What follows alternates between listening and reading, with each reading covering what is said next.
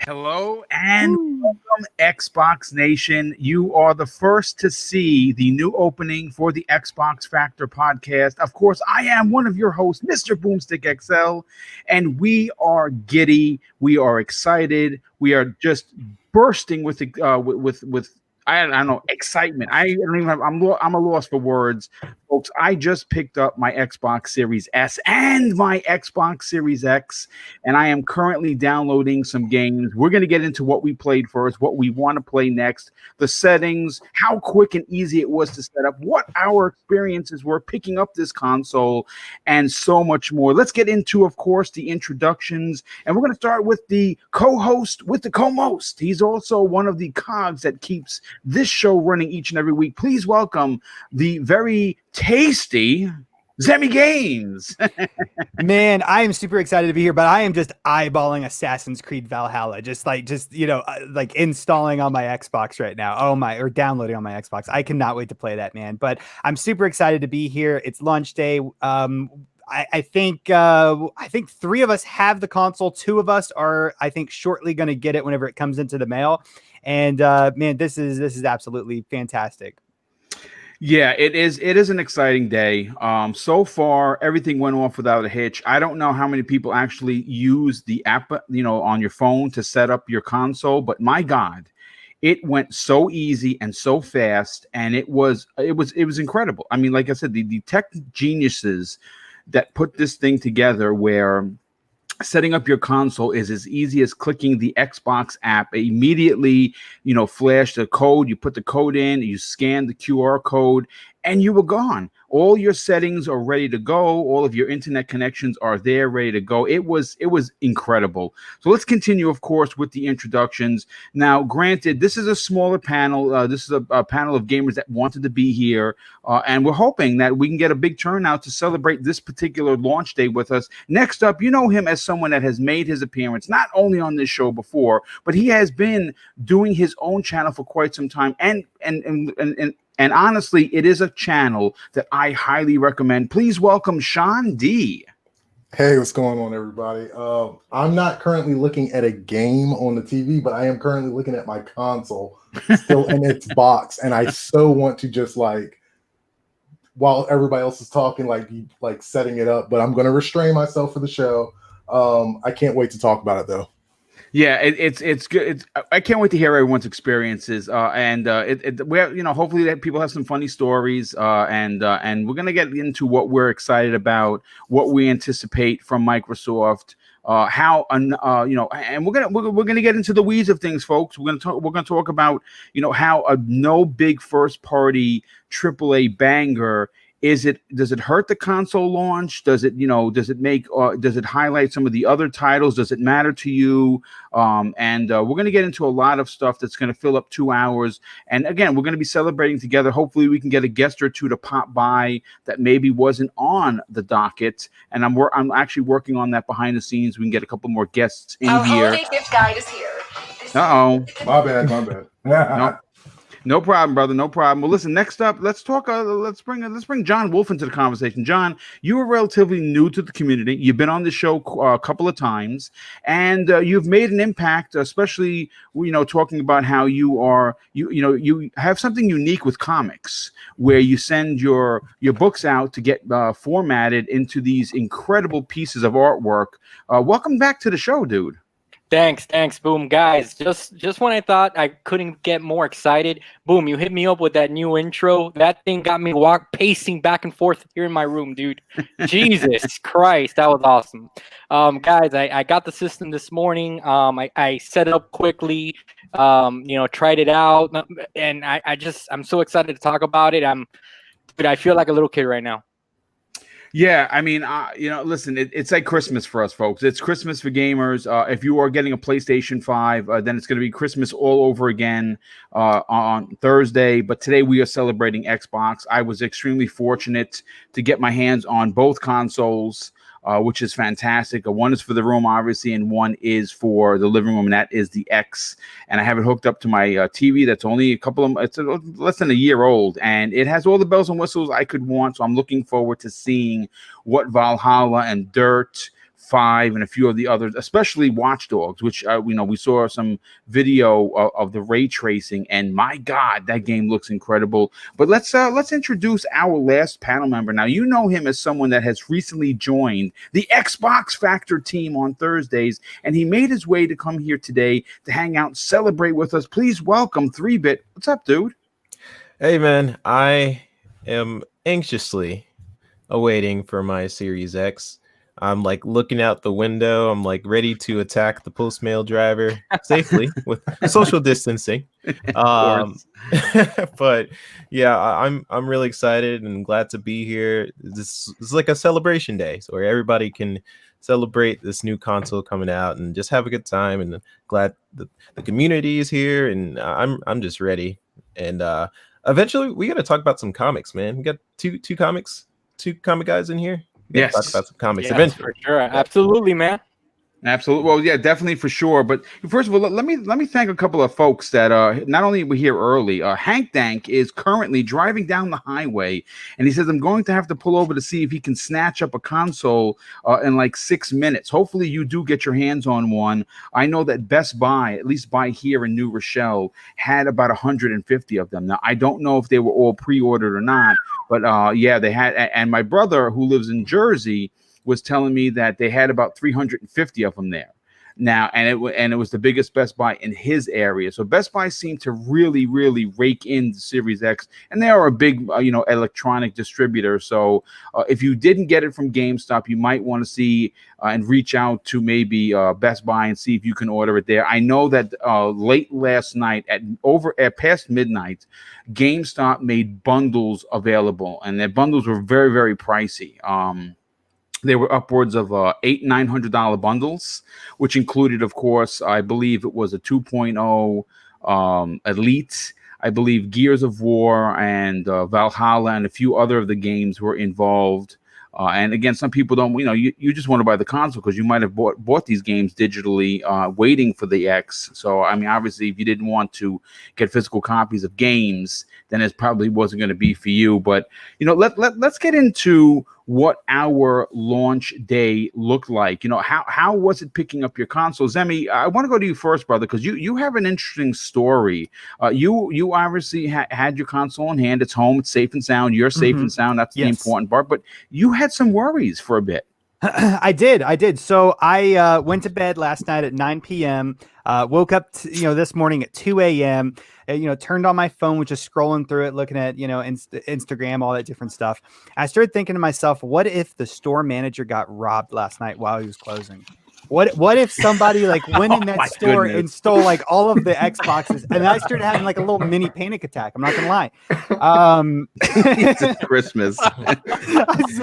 I swear I did. Because I just think of the worst possible scenario. And I eventually hopped into a party with Flamish, and we were just chatting back and forth, singing karaoke until it was time for me to go over to the store. And I waited outside a little bit because there's a lot of people in there, and the whole social distancing kind of thing. I kind of wanted to let it clean out a little bit. But as I was walking out the store, some grandmother that was parked right next to the door, she started talking to me, and I got scared, I was about to get robbed. And I started I was looking around everywhere, as I was walking to the car, because I made it that far, but I still had to get to the car. I really worry about these things. I'm not lying or over exaggerating in the least, but I actually really do, genuinely worry about these things. Somebody walking up to me and stealing my console, man. I couldn't let that happen. But that GameStop was significantly busy. The city I live in has a population of 30,000. But there was every bit of probably 30-40 people in that line. And on the store door, they whenever they did pre-orders, they had 12 X's and 3 S's, and then today they actually only had 6 S's and 2 X's. So they really did not have a tremendous number of consoles. But Fortunately, I had mine pre-ordered, so I didn't really have to worry too much about that. But I was worrying about other things, though. Trust me. Look, the sad reality is this, folks. First of all, I'm hoping and praying that we, at least as a content creator who interacts with many and hundreds, potentially thousands of people almost on a weekly basis, that I don't get any messages or private messages or even messages on Twitter that someone got robbed or someone got assaulted for their console. These things happen, folks. They do happen. It is a reality. As a former police officer who has was involved in taking numerous reports during the PlayStation 3 and 360 era for the exact same crime of robbery, it's something that was definitely on my mind personally. Where I picked up my console from GameStop, or consoles with an S, was very well trafficked. There's a gym right next to it. My gym, as a matter of fact. They have the high school sports folks that were coming in and out. The football players and the cheerleaders and stuff like that. They were doing their training, and there's a big building being built across the street. So there was a lot of foot traffic. The only concern I had was the garage, which is no longer manned with anybody. And I parked in you try to park in a spot that's lit up, and you make sure that no one's tailing you. And I know it sounds ridiculous, but unfortunately, sometimes the people who don't have and that are desperate will do desperate things. Now, of course, I don't agree with it. It's 100% wrong. What's mine is mine, and what's yours is yours. And I don't want yours, and you shouldn't want mine. But hopefully, we don't get any of those horror stories. But I want to go to Sean D. Let's go to Sean D. Now, obviously, yours. You have your console. It's sitting there. It's taunting you right now as we speak. I know it is. It's literally laughing at you as we speak. And you want to set it up so when I walk away from you and I start getting to the other panel members, don't hesitate to run over and start cracking open your thing. But be prepared, because this little beast is heavy. It is deceptively heavy. How did your launch pickup go? So I went the online route, and I gotta say the biggest thing for me for generation is that this is the very first console I've bought day one. I've never ever bought a console day one. So I never dealt with really like the crazy mobs of like having to guard your stuff. So but this was still very calm for me because I did it online. So basically it was just a waiting game. It's constantly looking at the tracking information, waiting. I was like, oh man, I'm not even gonna get the console before the show starts. And then like literally like 20 minutes before the show started, I get a knock at the door. I ran out. The person was cool enough to actually, I guess they knew that it was like something expensive. They actually just waited at my driveway until I came out to grab it, which is really cool. Waved them, said like basically like, you have no idea how much I'm thanking you right now. Ran back in, popped it open. Just the presentation, man. It's just, they did really good. I'm so happy I got it. The real story I have is that I've been trying to help a friend of mine get his. And it started with us both on the first day trying to get our pre-orders. He couldn't get his. Another friend of mine said, hey, he had two, asking if I wanted one. So I said, hey, I got a buddy who wants one. Well, a big miscommunication happened. He ended up canceling that pre-order, so my buddy still didn't get one. So we have like over the last 3 weeks been like coming up with like a strategic plan for him to be able to get one today. And I'm happy to say that after contacting like Gaming Forte to find out the specifics of GameStop, he was able to get his today. He actually pre-ordered that's one. Awesome. I love hearing that. Yeah, he actually pre-ordered one from Xbox.com, but he's also able to get one from Walmart. So he said he plans on canceling that pre-order as soon as he gets the one from Walmart in hand. So I'm really happy that he was able to get one. He's a huge fan of Xbox, and I love it when like somebody who's really a big fan is able to get what they're trying to get from that brand. Yeah, absolutely, dude. Listen, there's been a lot of unfortunate. We're going to get into it a little bit later about how the biggest culprit of today, the dastardly retailer that seemed to kind of screw the pooch, so to speak, is Amazon. Unfortunately, there are a lot of folks that were talking about it last night. A lot of people talking about it this morning, that they're getting emails saying that their credit cards were charged, but the console will be here before 12/31, which is outrageous. I don't know what's going on in Amazon. I feel tremendously sorry for anyone that has experienced this, because obviously today is supposed to be a day of joy and excitement. And let me introduce the two gentlemen that popped in here. First of all, you know him on loan from PlayStation Nation, but he's here to celebrate with us, the Xbox gamers. Please welcome Mr. Bad Bit. What's up, Joe? Joe, are you there, brother? Oh, you might be on mute. But you know what? Maybe he did step away for a hot second. Let's go to another guest that jumped in, sent me a DM, wanted to jump in. He was part of last night's big party, if you will, the pre-launch party. Please welcome back. Joe, you there? Can you hear me? Yes, we can, Joe. Welcome to the party. My RTX wasn't working. That was because I started talking and I'm like, what's going on here? I'm so sorry. I woke up early for literally nothing today. Yeah. Oh man. Shout out to GameStop for literally having no idea what social distancing means or should represent. I went to 3 separate GameStops, all of which half the people not wearing masks, half the people just like acting like. First of all, one guy also, it's November. This guy's wearing a tank top and shorts, skinny dude, no mask, and I'm like, you're getting sick with something. You're just asking for it. I didn't have a good day today. First off, Xbox, you should have told people that there would only be 3 Xboxes for non-pre-orders. That would have been great. But nonetheless, I still have my Costco pre-order. Okay. That's going to be coming.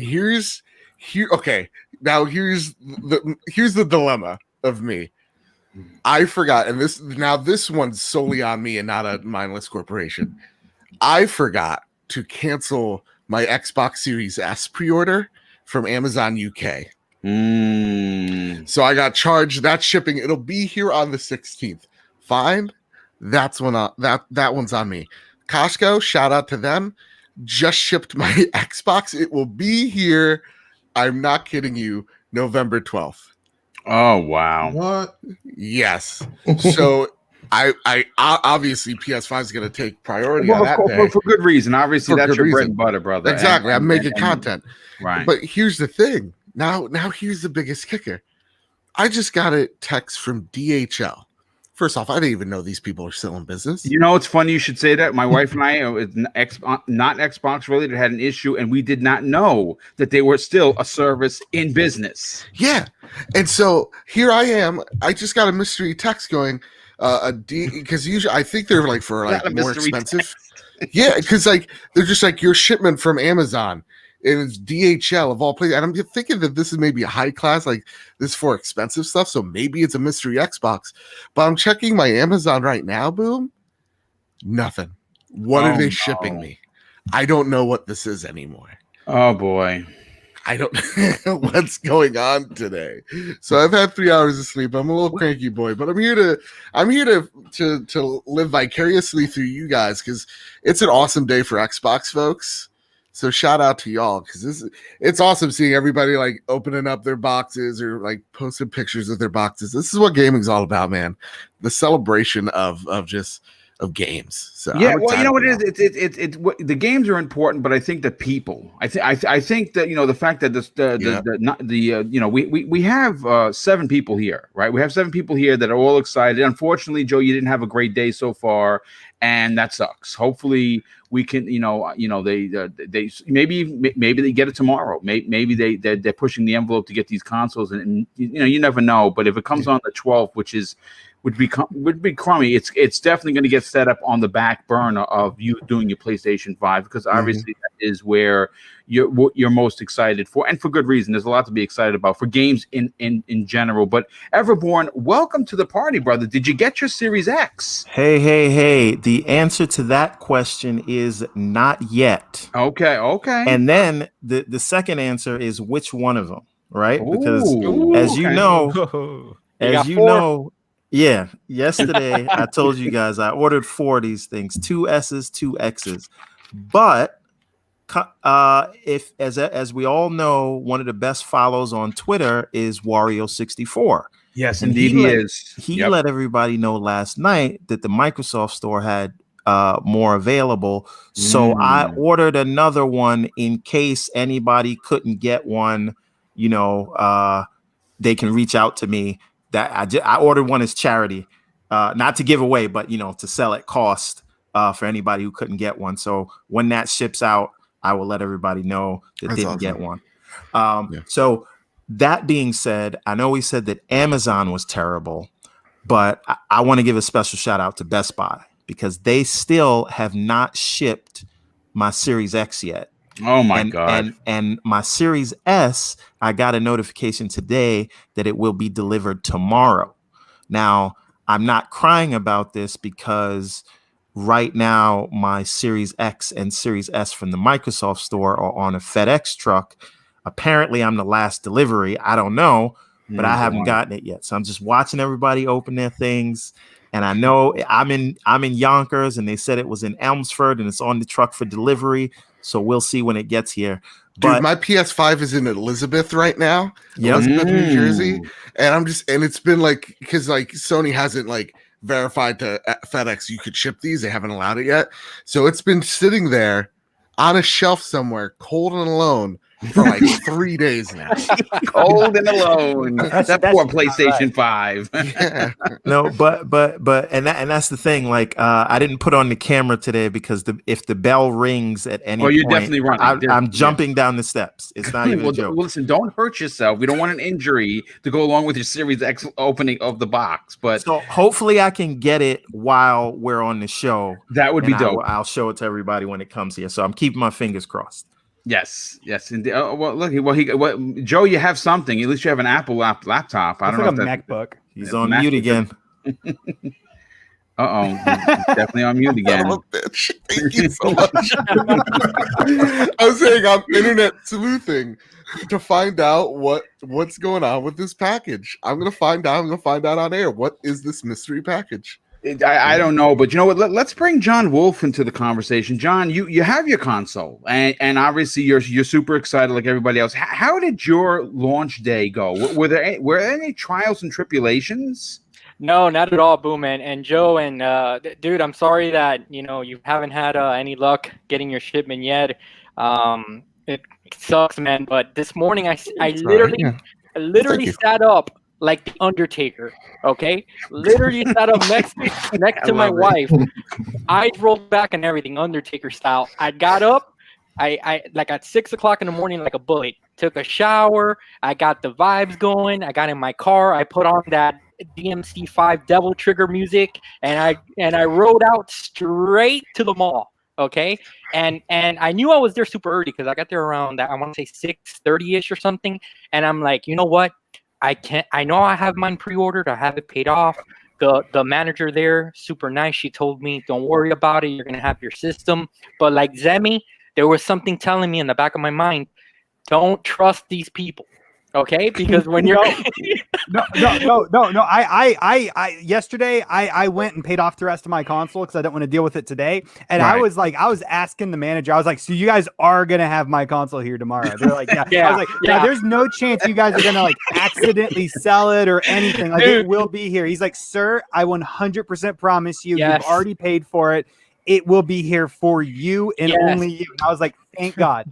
It was like a therapy session the other day when I went to go pay it off. I was like, can I please have assurance that you are not going to give my system away by accident? And the store manager's like, John, I got you. Don't worry. I'm like, okay, perfect. I work like in an industry where I see a lot of fraud and I see a lot of shady things. And like my antennas are always up. So I'm like, I don't know, I don't want any backdoor deals or anything with you guys here. So I was there. I was first in line. By 8:30, people started showing up, and the line got to about 20 people or something like that. Mm-hmm. Started exchanging gamer tags, stories, stuff like cool. That. Yeah, I like that. And it was a joy, man. It really was. But the manager let us in a little bit early, like at 9:30, started lining us up inside, and right at 10 on the dot, she had the system in hand, and she's like, John, I told you I was gonna have it. And I go, you damn right you did, because I'm here. I was first to make sure to make sure. So I got it, Boom, and when I came back, I set it up, and I know we're gonna get into that a little later, man. But just the premium packaging, you know, just the feel of the controller. I was telling, you know, Zemi and Shandi and 3-Bit before on the pre-show, it feels like a premium console. It does. You know, it really does. So it's familiar, but it feels premium. And man, I'm so hyped up, guys, that I'm trying little by little. Like I don't know if you guys can tell by my voice, but I'm kind of out of breath here, man, because I'm like really excited. I'm trying like to lower my blood pressure here little by little. I found out what the mystery package is, guys. Which is what? It is the blue controller, the Sonic blue controller. Gotcha. Yeah, the Shock Blue controller is gorgeous. I bought that. Hey, by the way, I just want to give a shout out to the almost 500 people that are here. Yes. Can we have some? Because we only got 106 likes right now. I think we should get that higher. Everybody watching, just go ahead and give a like. Yeah, you know what, and thank you for doing that, everyone. Definitely appreciate that. Listen, folks, we're here to celebrate with you. Hopefully, and the chat's going real quick. There's a lot of people you know, that are having a conversation and talking about their experiences. You know, what I was, you know, I wasn't sure what I was going to get when I was online. It turns out, and I got there at 8:30. The store opened up at 10, and there was only 2 people online.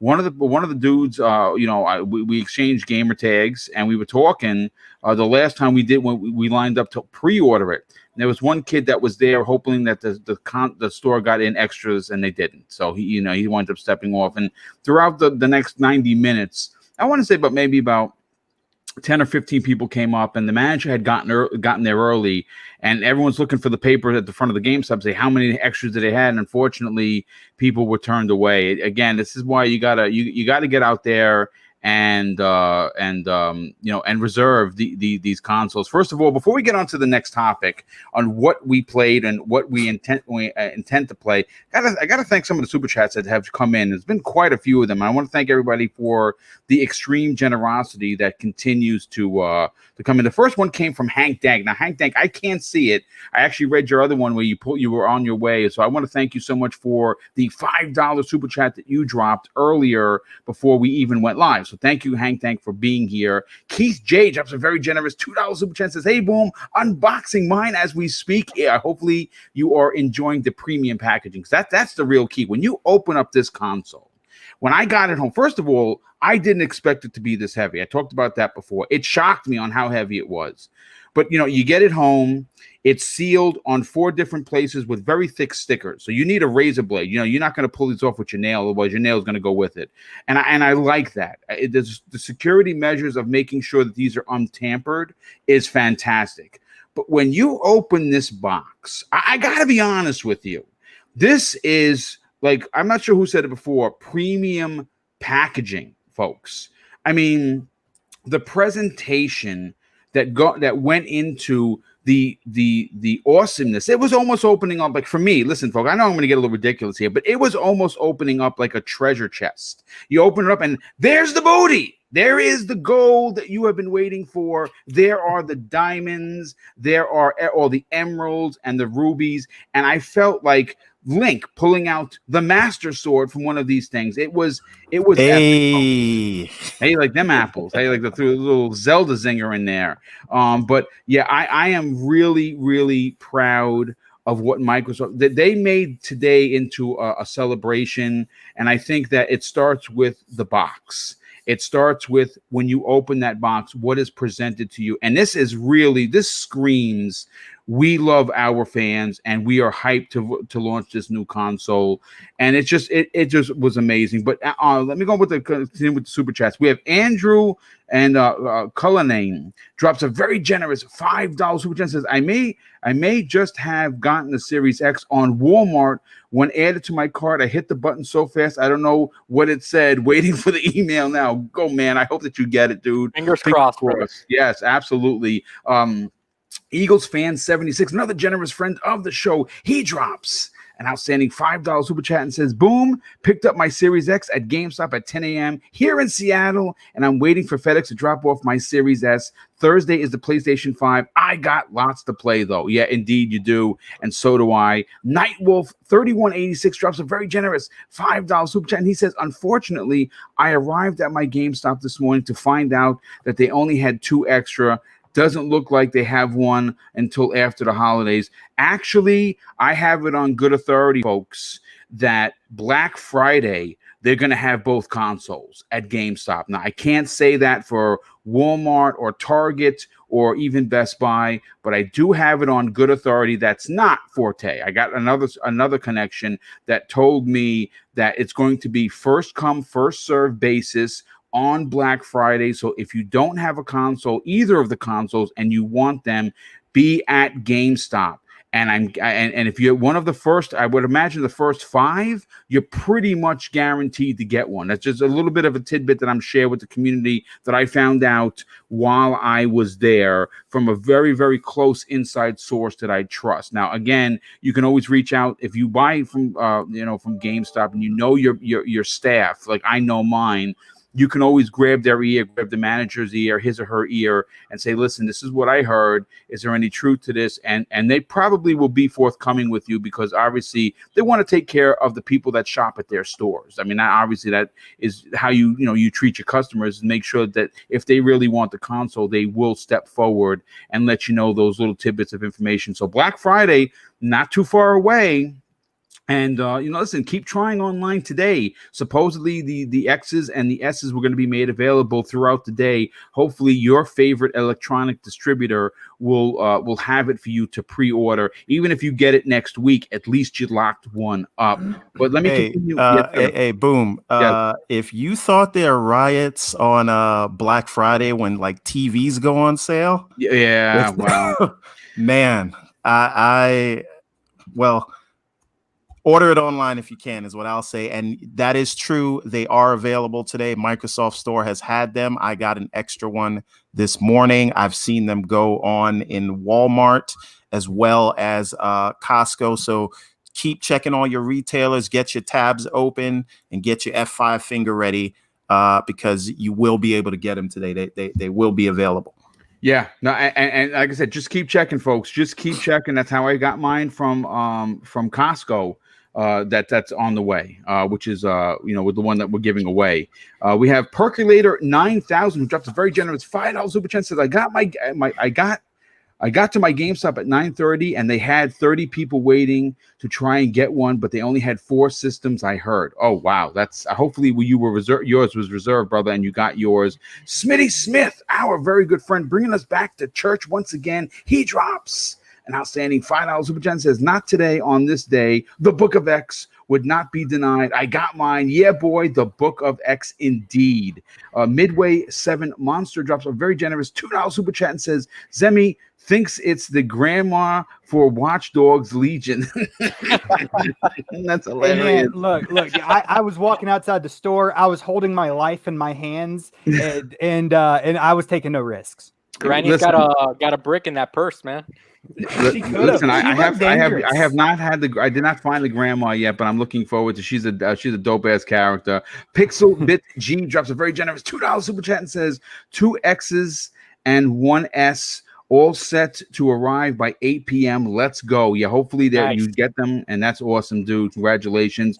P1553D drops a very generous $2 super chat and says, happy Xbox Day. Next gen is here, awaiting on Amazon. Hopefully you do get it, sir. Nightwolf 3186 drops an additional $5 super chat and says, would also like to say that even though I didn't get one, I'm super happy to all of those who did to get theirs, and this and the hype I saw at GameStop was awesome. Yeah, dude. And listen, I hope that you get one. I definitely am pulling for you for that. Crazy Horse drops a very generous $5 super chat and says, DHL is used internationally. Most likely it's your Series S. I did not know that. There you go. We have Noob Hero drops an outstanding and very extremely generous $50 super chat and says, "Happy launch day, Boom. Hope you and the fellas get to enjoy the new Xboxes this year. Enjoying mine as we speak. Keep bringing yourself, Boom. Love the content. Here is a Thanksgiving gift. Oh, Thanksgiving gift for you and the wife. Enjoy it." Well, dude, thank you so much for the outstanding generosity. And of course, more importantly, that you're here and the very kind words that followed. Pixel Bit G, another generous friend of the show, he drops a $2 super chat and it says, "Cheers to the massive backlogs across platforms." Yes. Indeed. Yes. We also have 3 more that popped up. Kirby Zero Louise, who's been on this show numerous times. Thank you, Kirby. He drops an outstanding $10 super chat and says, "Machine learning auto HDR is magic. I didn't expect it to work with pixel art games, but it does flawlessly. Sonic Mania's classic Sonics has never looked this blue." Wow, dude. Yeah, I have definitely. That is good to know. That's definitely good to know. And of course, being that you are a developer, you would know that firsthand how good it looks. Sean Wallen drops a very generous $5 super chat and says, "Got the Series X and I'm now doing the boring waiting on the games to download it. Excited to play. Will Rise get a Series X update? Great show." Thank you for the generosity and the very kind words. I'm hoping Rise gets an update because I really, really want to play that and see what that looks like on the new consoles. And we have Dyslexic American drops a very generous $5 super chat and says, "Hey, Boom, been watching about a month. Hope everyone is enjoying their new Xbox. I have to wait until the 16th to get mine. Target has not sent mine as of yet." Ah, dude, I'm sorry, brother. Hopefully you will get it sooner than that. And of course, thank you for not only watching the show, but being here today. Let's get into what we're gonna play. What game do you have to play? See, for me, I kept my promise to the small developers. The first game that I got 160 gamer point achievements to open up my X Series X was Bright Memory. It was a 160-point achievement. I think the game looks gorgeous. I am very excited for it. It's only $8 currently. It is a small slice of what we're going to get with Infinite that's launching in January, but I got to tell you, I'm very impressed. It is currently only available on the Series X and the S. It's made for these consoles, and it is a beautiful game. I'm enjoying it. The story is crazy. It's a crazy story. You get warped into this world where there's dinosaurs and there's knights and there's zombies and you're shooting the gunplay seems very good. And I did in fact play the Falconeer. The controls I have to get used to. But it's gorgeous game. I preparing for this show. Literally, I was just playing it before I went live, so I'm going to get back to it. And I think I'm going to play a few others. I definitely got to play Assassin's Creed today for sure. Got to play Dirt. Got to play Watch Dogs Legion. I'm going to be up to my elbows in games later on. But Zemi, what did you play first? Zemi? Sammy's too busy playing. Okay. Yeah. I'm playing right now. I just told a Joe. I'm sorry. I've been playing my favorite game, and this game goes way back, all the way till like Xbox 360. I've been playing the Xbox dashboard, and oh my god, is it so fun! I actually haven't got to play anything yet because I'm on this amazing podcast with you wonderful people. But the very first game I will be playing is Assassin's Creed Valhalla. It's now, already downloaded. Is there a reason for that? What do you mean? I mean, why that particular game? Is it because you've seen it running at 4K 60 and you want to see all its glory? I like Vikings. Oh, okay. Yeah, I just like Vikings, and I like England too. And it's gonna be Vikings, and I'm gonna be in England, and I'm gonna just go around just chop off people's heads. I don't know. I just thought it sounded fun. Yeah. I mean, after Valhalla though, I'm probably gonna play Valhalla all the way until like the 13th, this Friday, whenever Call of Duty comes out, and then I'm gonna be playing that nonstop. And once I get tired of those two games, I'm probably definitely going to jump into Fallout 4 because that is a game I've been wanting to play for weeks now. But I've just been telling myself not to do it because I wanted to play it on the Series X. So yeah, those are definitely the games I'm going to have to jump into. For sure, Valhalla is going to be the very first game I jump into. I mean, and that's a good choice. That's definitely a good choice for me. I think I definitely want to play Valhalla, but man, I'm about maybe 20 hours into Watch Dogs, and the story is really starting to pick up. So I don't know if I want to pop on Valhalla immediately, because man, those are two big Ubisoft games, and I really want to take a look at this ray tracing going on in Watch Dogs, which looks madness. I just don't know where I'm going to find the time to play all these games, because like I really wanted to play Watch Dogs. I wanted to buy it so badly. Like, you guys have no idea. I saw like every one of my friends was playing that game. I was like, dang it. But once again, just another one of those scenarios where I wanted to hold off until the Series X, and now the Series X is out, but now I want to play Assassin's Creed, and then there's Call of Duty, and then it's like, well, okay, just push Watch Dogs to December, but wait a second, there's Cyberpunk, right? It's like, what do I do in these situations? It's hard. First world problems. Yeah, I was gonna say you literally took the words out of my mouth. Real world problems, folks. I don't know what games to play. Pretty much. Sean D, let's go to you, brother. What do you? I mean, listen, we have been preparing for this launch for what seems like a year. Like, we all knew after the Game Awards that we were going to be, we didn't know when next year we were going to get this consoles, and obviously once we found out, we all had a plan. Like, everyone formulates a plan. Now, part of that plan was going to be Halo Master Chief and his return to greatness, and unfortunately we have to wait a little while, and I'm okay with that. I'm sad and sure, but I'm okay with it, because we want the Master Chief to look great, and I believe that they're going to knock it out of the park when we see this game in potentially late 2021. But for you, what jumps off the page at a must play? Because this is going to be one of those moments you look back, even 3 and 4 years from now. What was the first game that I played on my new console? What jumps off the page? Well, you know what I wanted to play, but that got pushed back. Even though I was planning on playing that a week from now, Cyberpunk. But yeah, I'm into Watch Dogs, and even though a few of my friends, they've played it and they've already gotten out of it, I'm actually getting into the story myself. Oh, me too. Yeah. I'm definitely gonna like powerhouse through it though, because I have this thing that when I play a RPG, if I put it down for too much time, I come back to it. Yeah, it's like I don't know what the hell's going on. So it's either like restart it, or it's like I'm just gonna have to like just move on from it. I did that with The Witcher, and that makes me feel like such a fraud, because I played The Witcher on my original Xbox One until like it like broke, to where when I would go in Novigrad, it would just like completely just like freeze up. So I never played it on the One X. I think that's gonna be the game I get back into. I think after I beat Watch Dogs, I'm going Witcher 3. Okay. Then I want to check out Fallout 4. I didn't finish that either. And then Cyberpunk will come out, and then all my time will be absorbed in that. Nice. Hey, I mean, you're going to beat all those games before Cyberpunk? Well, that is a big undertaking. That's a big undertaking. Watch Dogs, yes, for sure. Witcher, probably not. I'll probably play it a little bit and then hop back out. Fallout 4, probably not either. Hey, Sean D, sleep is overrated, guys. So can I make a suggestion? What's that? See, I'm in the same boat. I got about halfway through the Witcher when it originally came out, and then I put it down, and then life happened and all of that, and I never got back to it. But CD Projekt Red did say they were putting out a next gen patch to it next year, so maybe hold off on the Witcher for now.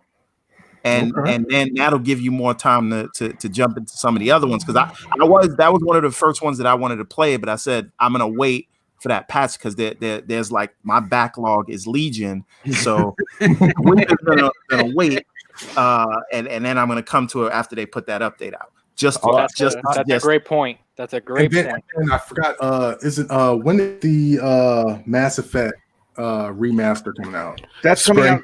Yeah, spring. So I would imagine it could potentially, you're probably looking March, April. I would say I would push more for April. So you got some time, and that's a game that's going to take advantage of the new consoles, both new consoles. So I'm definitely getting back into that. Sean, I just love your taste in games. Yeah, I just love your taste in games, man. Absolutely. Yeah. I'm a hardcore RPG guy. The first game that ever really made me a real gamer was Final Fantasy VII. Before that, I just kind of like dabbled in video games back then. To me, were just like a thing to like make new friends. I'd be like, "Hey, I got my Game Gear. You want to play with me?" Yeah, sure, I'll play. Now we're best friends, you know. So, okay, shout out to the Game Gear though. Like, yes, yes, that thing was legit before its time. I wanted it. My mom would never get it for us. Shawnee was Representative one of for those guys that is like, you got the Sega Genesis or the Super Nintendo? Oh, yes, I was. I had the Super Nintendo with the Game Gear, and then I went on to PlayStation, Nintendo 64, and so on like that. But I've always been a guy who kind of like picked and choose between the two. Nintendo was always like that side game. Always had a Nintendo, but yeah, when it came between the two that were going against each other, I always picked between the two. For the longest time, I thought that the only game that was available on the Super Nintendo was Super Mario World because my mom didn't have money to buy me any other game. So I thought that was literally the only game on that system for a long time. Well, I mean, listen. At least you got the console. You know, John, being that you jumped into the conversation, let's get what did you play first on your new console?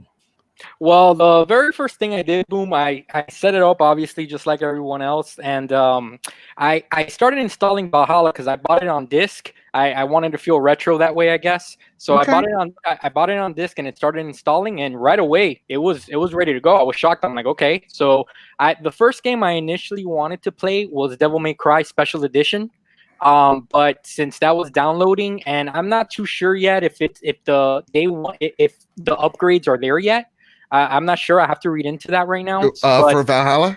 No, for Devil May Cry 5 Special Edition. Oh, okay. Yeah, it should. Yeah, I got a press release for that. It should be. Oh, okay.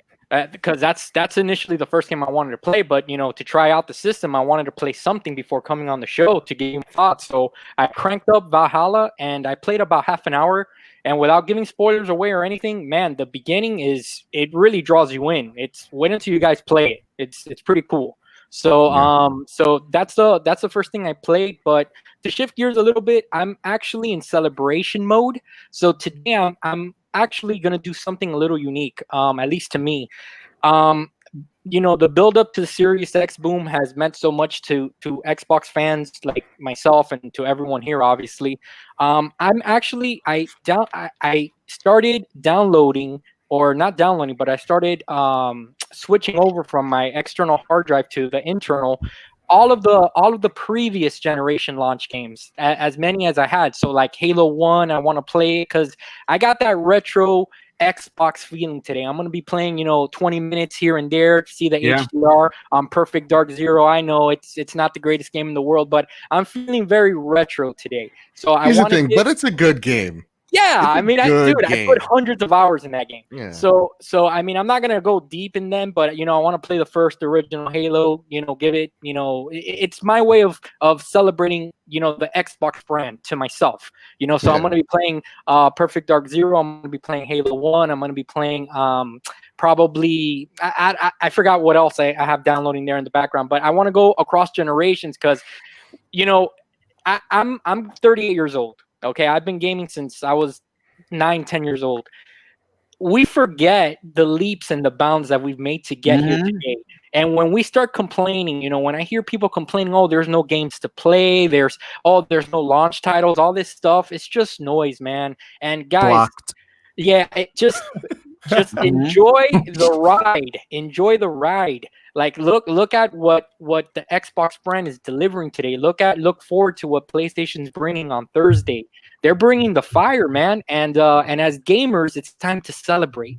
So I'm gonna be doing that today, Boom. I'm gonna be checking out the system, trying out the quick resume, stuff like that. But I did play Valhalla before coming on the show. Hey, John, can I just add on to that? And it's so important what you just pointed out about where we came from. I'm also 38, going to be 39 next month. Listen, I had the 32X and the Sega CD bolted onto my Genesis. Yes, sir. Right? Yes, sir. So that's when you think about coming from there to where we're at today. Like, there is no reason to be upset or angry or trying to talk people out of their purchases or trolling people because you either can't afford both consoles or I don't know, you belong to a cult, right? Like they're games. What are we doing here, people? Yeah. Like let's have fun. Let people play what they want, and like be happy for everybody, man. Even if you couldn't get one, or you plan to get one, or you have a preference, so what? Just like light a candle instead of cursing the darkness is what I Yeah, always say. no, that's great point. Let's get 3-bit now. 3-bit, you're still waiting for yours. We know yours is out for delivery. Should be here hopefully momentarily. Much like Everborn, if I call on you and you're not here, I know that you're getting your console. For you, what jumps off of the page that is a must play for your first title on this new hardware? I like purposefully for like months wouldn't play games knowing I'm getting the Series X. Like, Nothing wrong with that. I would download it. I'm like, okay, should I play this? I'm like, no, I'll wait. And that's games like Borderlands 3, which I know is eventually getting an update. That's games like finishing The Witcher 3. I started Witcher 3, but the thing is, when you stop playing a game for a while and you come back to it, you like really suck, and you're like, wow, I think I need to play the tutorial again. I feel like a lot of gamers know that feeling where you're like, wow, I'm gonna start from the beginning again. But yeah, I have a couple games planned. I haven't played Ori.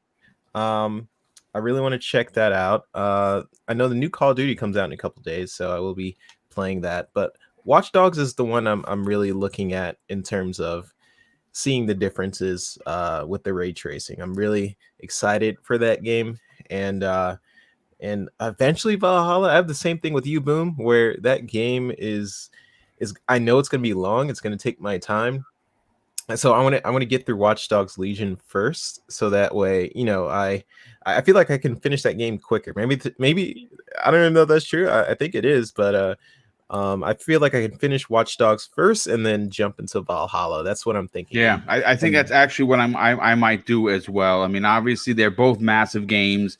Like I said, I already got 20 plus hours into Watch Dogs. I am quite enjoying it. I like the fact that, and it took a while for me to grasp the fact that there's no protagonist. That you literally have to run through people. And at first I was a little put off by it. I'm like, man, I really don't want to use this dude, or man, I didn't really want to use the construction worker chick. That's not who I would pick.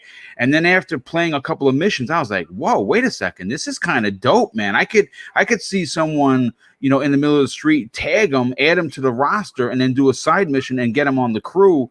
I have a very unique set. I mean, I have old people. I got some young bucks on there. I got some middle-aged people. And I'm like, this is pretty ingenious. But what I'm interested to see is that particular game is running the ray tracing. We've seen some videos of it, and it looks astounding. I actually cannot wait, literally, for this show to end. So that's actually what I'm going to probably pop in next. But Joe, listen, we know that being on loan from PlayStation Nation, that that you're going to be playing Spider-Man. There's no doubt about it. Yes. Absolutely. But what are you going to be playing on your Series X? Ooh, good question. Good question. If and when I get it, let's see. What am I gonna play on my X? First off, I'm doing show notes as I'm with you guys right here. It's a busy week, man. I'm already tired. I don't know. I think I might play this game called Sleep. I heard that's great. No, so for my Series X, I'm gonna do Highly overrated game. Really? You think? I miss it so much, though. I two games come to mind. First, Sea of Thieves, of course. Right? I've been on my Sea of Thieves kick. I'm Pirate Legend. I'm like level 50 something in what is it? Reapers. So like I gotta get max there. I gotta do a lot of stuff in Sea of Thieves. Oh, and also the Halloween update is absolutely dope. I think it actually refreshes today. So I think today I could get a blunderbuss. So the thing is, I really want to test the load times in there. Okay, like, makes sense. Yeah, because the load times have been traditionally really, really bad. They've been egregious. Let's call it spade a spade. They've been awful. Yeah, bad. So you know, when my buddy Sean was doing coverage for his Series X, seeing him play this game of which he doesn't even appreciate. on this next gen console, belittling why I'm playing this game, and then me reminding him that I'm the PlayStation guy and he has the Xbox podcast. So maybe tread lightly. I was very jealous because seeing him go to the mermaid to get back to the ship was literally like an instant. Like seeing him load in, I was still on the black screen where he was actually already in the game itself. So like, wow, I want to see the load times on that game improve. And then the second one, shout out to Lord Cognito, getting me hyped for Destiny 2 Beyond Light. I know, listen, I know it's not like the patch or whatever, but it's gonna be. It's still the new content, though. Yeah, I mean, it's in Game Pass. Content. And again, yeah, in Game Pass. So I'm gonna be playing my Warlock because that's the only class that's in that game. Every other class sucks. Hear that, hunters? You got a cool cloak, but everything else sucks. The load times are improved, actually, Joe. Yeah, yeah, the load times are improved even without the patch. Oh yeah, I know. Like they're cutting like half still. Like they're still like really impressive. So to me, those are the two games that really speak out to me. And also, I'm very curious about Yakuza Like a Dragon. Something about that. I saw Ryan McCaffrey's It looks coverage. good, dude. That latest trailer that Kirby Louise shared, it's from the Xbox channel. That made me think about picking up Yakuza. Yep. I'm not gonna lie. I'm not, but it made me think about it. Here's the thing. Here's what I'm going to be picking up on the 19th, though. All right, and you're going to take a look at my awful desk. It's a mess. Okay, but look at this. Look at this. These are Spider-Man shoes. Nice. That's what I'm going to be picking up. I don't know how much they are, but it's not enough. Those are those Adidas, right? That they announced. Yeah. It's not Jordans, which they should be. That's a crime in and of itself, but. It's Spider-Man. Listen, it's. I mean, again, you're going to be wearing the same kicks as what Miles Morales is wearing. I mean, who better? What better a world? That's all I'm asking, Joe. Dude, then also like Legend of Zelda comes out on like the 20th. Yeah, I'm buying that, by the way. Which it's quite There's impressive. Too much. How about that? There's too much to play. Too much game. And I already give up.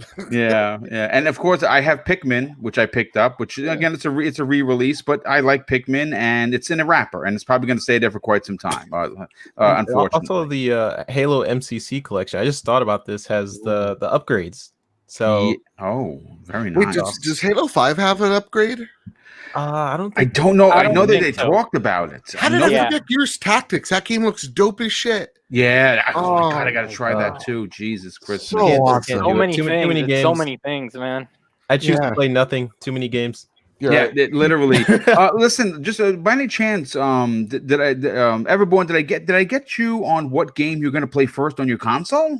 Oh no, you did not. Well, let's get into that. What jumps again? This is memorable because we're going to be talking about this. You're going to remember this day. I'm always going to remember Bright Memory was my first, and I got 160 point achievement for just basically chopping off a bunch of people's heads. I thought it was awesome. What is going to be your first game that you fire up on your Series X when it arrives? So I honestly. You know, when I found out that Bright Memory was only an hour, I may knock that out just because it's only an hour worth of playing. But I really think that I'm going to do Jedi Fallen Order because I've never played that at all. And then Gears 5, I also haven't played that. We talked about that a little bit last night. Jealous. So those are basically like AAA launch titles for me personally. Because they may have come out last year, but they're new to me, right?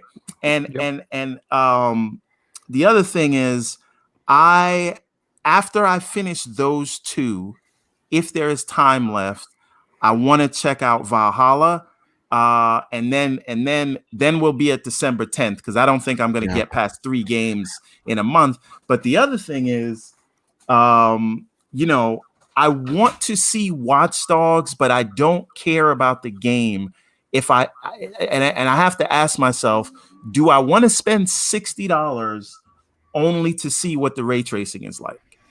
And I don't know if I do. You know what I mean? Listen, look, I'll say this about Watch Dogs. I was lukewarm on 1. I got really into it when it first launched and fell off. Now, Watch Dogs 2 and that entire crew was just, I got every achievement in that game. I could not stop playing it. I absolutely loved everything about the character. I thought he was dope. I thought that the NPCs that were around him, his team, were awesome. I just loved it. I loved it. Obviously it took place in a fictitious Seattle. They even had something that was like a Google there. It wasn't actually called Google. It was just a fantastic game. So I was very much looking forward to this. Obviously, number one, it's in London, and everything is so well represented.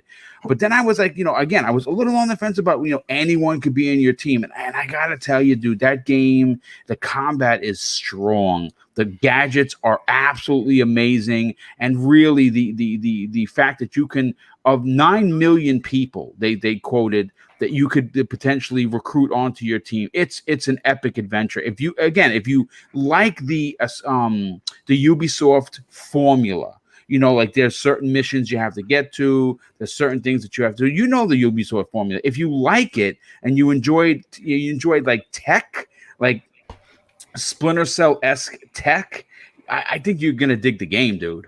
And one thing, Everborn. Oh, just one thing real fast, Joe, and that's Everborn. Don't forget that we have a little thing called Black Friday coming, so you might be able to pick it up for half off. Maybe. True. There's also running buy two get one free as well. There you go. Target's doing that, right? Yeah, Target. Target's doing buy two get one free. Yeah. But let me ask you a question, Boom. Are you playing with permadeath? Nope. I am. Okay. No, I am not. I listen, I took the cheapy way out because I like my characters. And do I die often? Not really. I've only died a handful of times. But to be honest with you, I probably should have played with permadeath. That's probably the only way you get to the old lady. Maybe. There's also probably an achievement for it, Boom, and we know how you love achievements. I love achievements. Listen, I wouldn't mind. That's a game that I may start over eventually. But the permadeath, I like that it's there. I just like that you have a choice to keep it on, because I really enjoy learning about the characters, and I enjoy because you obviously you customize your character, and I customize everybody, all their gadgets, or what they're wearing, everything. So I probably should have played with permadeath. I didn't, but I like the fact that it's there. What I want to talk about, and this is a small topic, but before I get into it, I really have to catch up on the super chats, because the people have been, wow, I mean, like, overly generous. I want to thank, first of all, Boogeyman. He drops an outstanding $2 super chat and says, 17 hours later, I got my Series X. Congratulations, dude. I'm so happy for you. That is awesome to hear. Laketh drops an outstanding $5 super chat and says, the only thing that could make this day better is a Japanese acquisition, X-Fact. Yeah, listen, I don't have any proof. I don't have any. I have assumptions. I have a few, contacts that are working in the background as we speak to get that information. We do have a story. I don't think we're going to get to it today. I can assure you that I've been really doing my due diligence to get what they had to say about the Japanese acquisition. We're going to get into that on Thursday's show. Thursday's show is going to be our first 72 hours. All of the crew there is going to talk about what they've been playing, and different things about the Series X. But some of the topics we're going to cover is that particular one. And we do have confirmation from Bloomberg.com that Microsoft has, in fact, approached several Japanese developers, some even publishers, and we're going to get into who exactly they approached. And if there's something coming down the pipeline, apparently Microsoft is serious about winning Japan, and there's even some suggestions in this article that Sony has abandoned Japan. I'm going to be very interested to hear what especially Joe has to say about that, whether or not he believes that in fact is true, and could Microsoft actually maybe steal that region from Sony, who traditionally has been very, very strong there. But we're going to get into that on Thursday's show. We have Crazy Horse here. He drops very generous $5 super chat and says, why is FedEx taking so long? I need to play Killer Instinct on my series. Like, yes, that is going to look absolutely amazing. And I'll say this, Microsoft, if you're listening, and I know that you do, I don't know how you're going to do it. I don't know who is going to do it. But shame on you for not having Killer Instinct 2 proper available for this launch. I don't care if you have to subcontract Capcom to do it. Get that game done. You owe it to us. You owe it to the fans of this series. And it's almost a travesty of justice that with the launch of this Xbox One X, we had Killer Instinct. And with this new console, with all its power, its glory, its ray tracing and auto HDR, we don't have Killer Instinct 2. So I say shame on you. Get it done. Yeah, that's because they let that studio go to Amazon. And don't forget to put Doom Guy in it. Yup, Doom Guy in it would be kind of dope. And you know something? I know. Listen, all jokes aside, Phil has heard the cries of the people. Obviously, the original developer was purchased by Amazon. That was Double Helix. And then the second developer came in, and they were absolutely amazing. And hopefully. They can get this game done. I don't know who else is available to do it. I don't know if the same team is currently knee deep in other games, but man, they really need to revisit this franchise. Fighting games still have a place here in 2020, and a perfect example of that is when it's done right. Like Mortal Kombat 11, you can sell gajillion copies and still make a game that is 30 years or 20 plus years old relevant in 2020 moving forward. So hopefully they get that done. Nightwolf drops an additional outstanding $5 Super Chat, says, had a thought. Since I didn't get my X, what if I wait all the way to launch of Halo Infinite and there's a launch special edition Series X? Well, listen, I don't know if you could wait that long. I certainly could not, but I will tell you this, if there is, and I would imagine that for the 20th anniversary of Halo, which is November 15th, 2021, whether that is going to be the actual release of Halo Infinite or they're going to release it before, I would imagine that to celebrate that very, very special day where the franchise becomes 20 years old and still relevant, in my opinion, in this in the console universe, they will have a special edition Halo console. Hopefully they can team up with someone like the Xbox Pope who could do that for them, because obviously his designs are nothing short of sick. But again, I would imagine there is going to be a special console.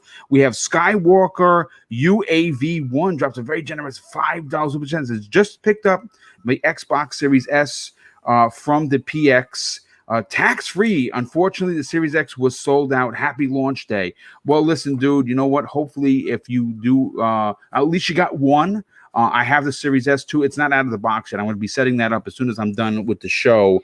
That's going into the bedroom. I cannot wait to see some games running on that. I'm actually going to go out and buy a new TV for the bedroom to take advantage. I'm thinking maybe a CX955 for the room. I'm going to look into that and see, but maybe I even wait till Black Friday. Maybe I can get some money off of that. But congratulations on at least getting that, Skywalker. Mariano Pampa, who posted something awesome last night that he got his console. Congratulations, Mariano. He drops an outstanding $10, which says, loving my ex. You are all saints doing the live podcast instead of playing your Xbox. I hope everyone has an amazing time with their Xbox today. Sorry for the people that have delays. Yeah, dude. Yeah. And thank you for that. El Prestio. Oh, no, that's not it. Eli Pre-Edo. Yeah, Pre-Edo, I believe that's it. Eli, I'm sorry if I'm butchering your name. I apologize. He drops an outstanding $3 Super Chat and says, is Overwatch playable on the new consoles? Yeah, I would imagine so. It's going to have some sort of advancement in some way or another. I don't know if it's a Series X or S upgrade or not. Definitely check with the developer of that. Clutchman1 drops a very generous $2 Super Chat and says, got a Series S X slipped through my hand, still trying. Well, keep trying, brother. Hey, by the way, the Microsoft Store US has them available right now if you can get through the page. Excellent. So just go check it out. Keep hitting that 5. I just checked. They had the option to check out. Oh my God. Well, good. Thank you for sharing that, brother. So everyone, yeah, if you didn't get one, head over to the Microsoft store and see if you can get that. Thank you for that information. And John B drops a very generous $10 super chat and says, got my X at Sam's Club arriving before December 3rd and the S at Target around 1:20 a.m. this morning, plus getting my X from the Microsoft store today. Also got an Amazon delay email saying should get the Series X before December 31st. Yikes. What is the deal with that? The friendly neighborhood blue shell. I'm sad. Spike Turtle without the Xbox Series X. Yeah, dude. Sorry to hear that, dude. And let's see. Zemi, you think I missed two super chats? Let's see. Which if you put them back in here. You just got them. You just got them. Okay. Excellent. Okay, yeah. Excellent. Well, let's talk about something that normally goes unspoken about on a lot of these shows. Again, we're celebrating everything about Xbox, right? The console, gorgeous. Is it running a little hot air? Sure, but it's not. My system is not overheating. I don't know what the big deal was. I barely feel it. I want to talk about what you guys feel about the controller. Because when I held it in my hand, I have an Elite 2.0. I have several controls. I even bought one last night live on the air. I got the Gears one coming in December. I don't know why I bought it. I just am such addicted to these controllers. It's ridiculous. But what I want to talk about is how amazing the Series X controller actually feels in your hand. The fact that it literally feels when you're holding it, at least for me, that it is a part of you. Like it feels like it's a part of my hands. Everything is so accessible. The bumper buttons, the trigger buttons, the grip in the back of it feels really, really nice. Zemi, what are your thoughts on the controller? So it's one of the first things you showed when we first got on the air behind the scenes. What do you think of the new controller? I absolutely, positively, undoubtedly love it.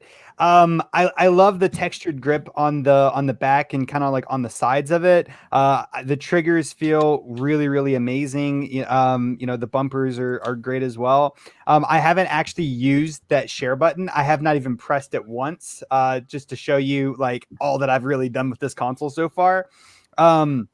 But overall, I am really, really digging the controller. I also like how they kind of somewhat reduced it in size, or at least it feels like. I think like didn't they make like the curvature of like the handles a little bit different to make it feel like, it is a little smaller and like all different sizes of hands.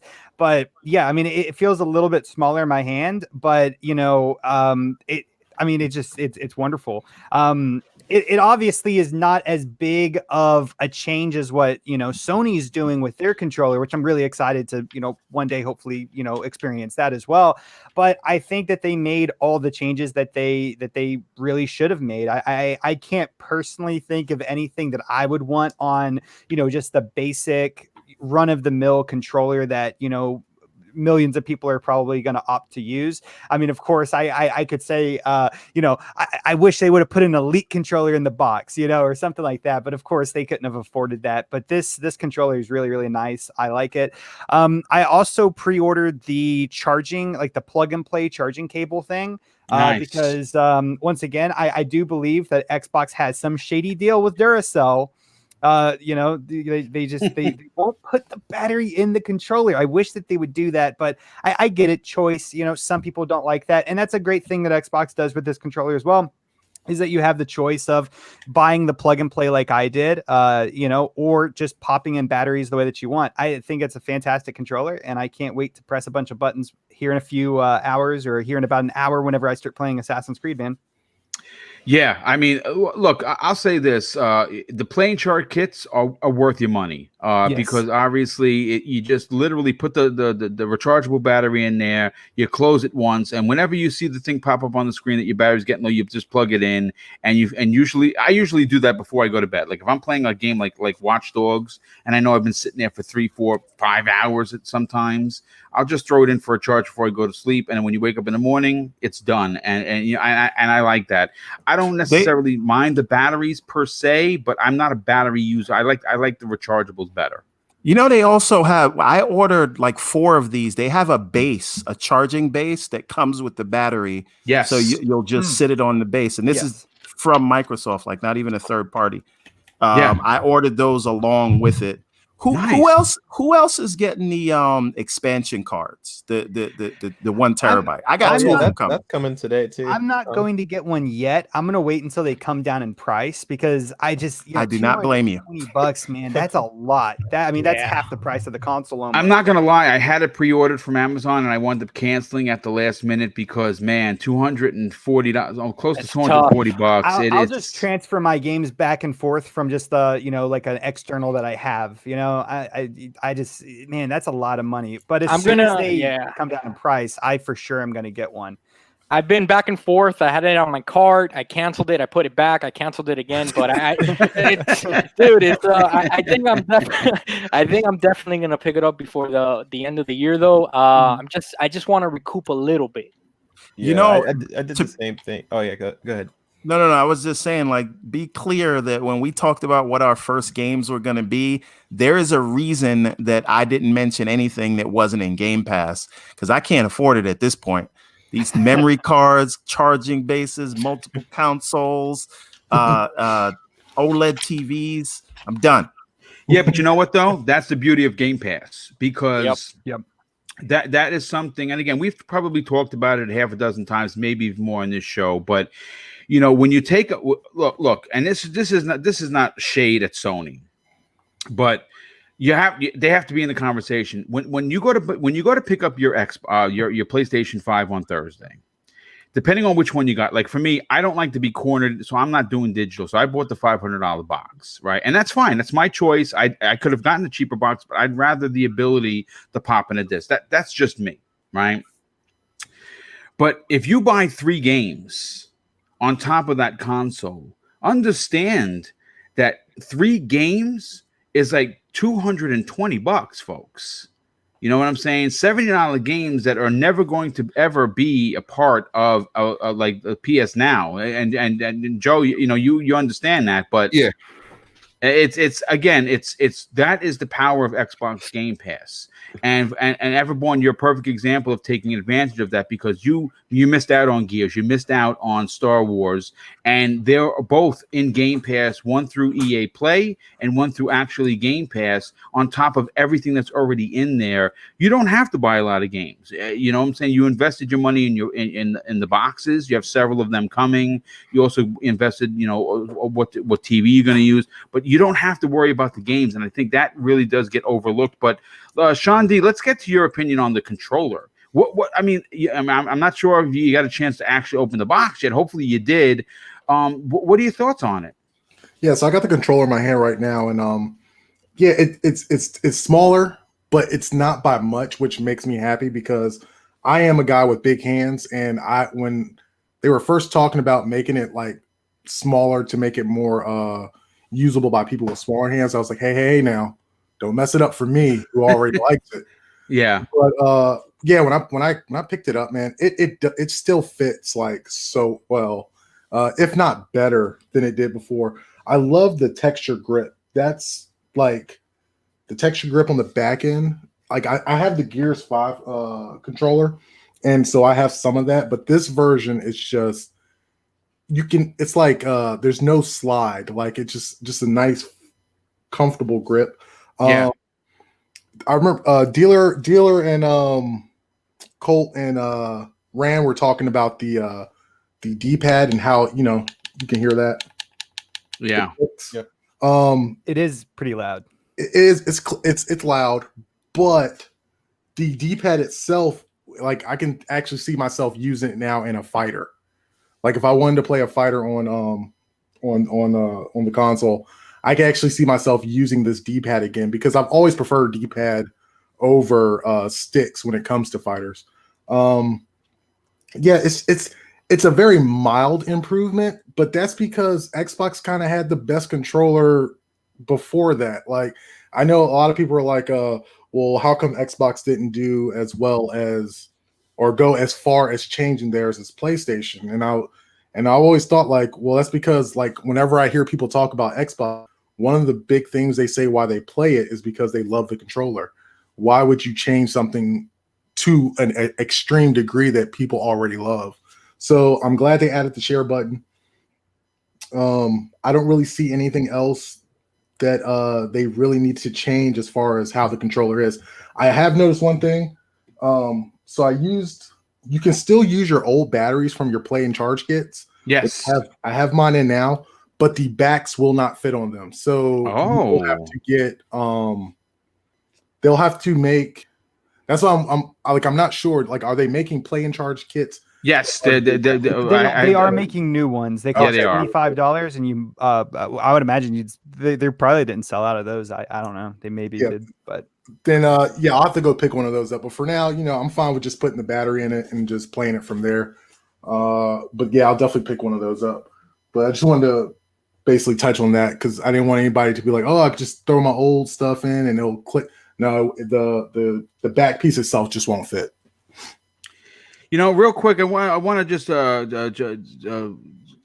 answer a comment in the chat. Max Mini says, yeah, Game Pass is good, but there's no new games in it right now. All of the games you want to play are at full price. So in the end, it's just spending more money. Well, I disagree. I think you're 100% wrong by that statement. Now, I don't know whether or not that's a troll statement or whether that's how you feel. But a perfect example of why that's incorrect is Everborn, who's going to play Gears for the first time on his new console in Xbox Game Pass, and Star Wars Jedi Fallen Order for the first time in 60 FPS on his console. Destiny Beyond, right? Can I jump in on that one? Well, please, but yeah, literally just came out on the service today for Xbox. Yeah, right. Yeah, I honestly hate when people invalidate older games just because of the fact that it's somehow older games makes the game automatically bad. I don't really get that mentality, especially like Doom, right? Doom is on Game Pass. And that's another one. Amazing games are on Game Pass. Like, just because a game came out 4 months ago doesn't automatically make it old and invalidates the quality of the game. There's so many amazing games. Well, his like Final statement, Fantasy and stuff. Absolutely, 3-bit, and his statement is absolutely false because Gears Tactics is there, and that's a brand new game that just released today.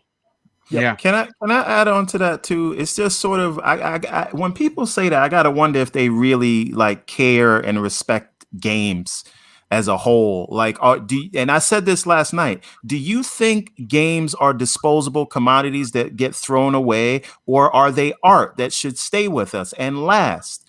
Everybody's just so happy, like, oh, that's old, throw it out. That to me says that you don't respect this medium, right? Absolutely. Like a game is something that whenever you get to it, you can go and it's an experience that will live on past whenever you played it. And if you played all 200 games that are in Game Pass or 300 plus whatever in EA Play, I'm happy for you. Guess what? I did not, right? And a lot of people haven't.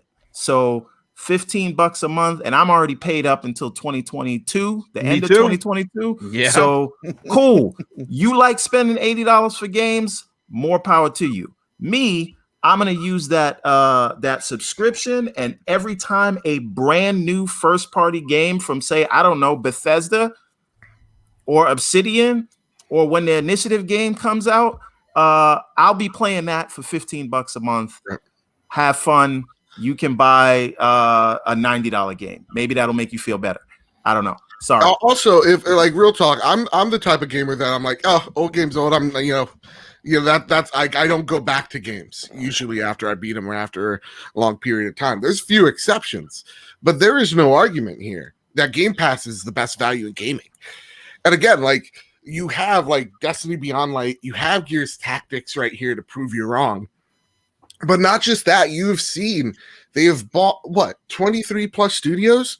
Those games are coming, guys. Even if you believe that statement, those games are coming. Bethesda's putting out content every year. You know what I mean? Yeah, Doom Eternal is on Game Pass right here, right now, for everybody to go and try out. And the cool thing in Everborn, I'm 110% with you, is though I'm not I don't go back to replay the classics as much as I should, but there's no denying what Microsoft has done is really bolstered that claim of video games are art.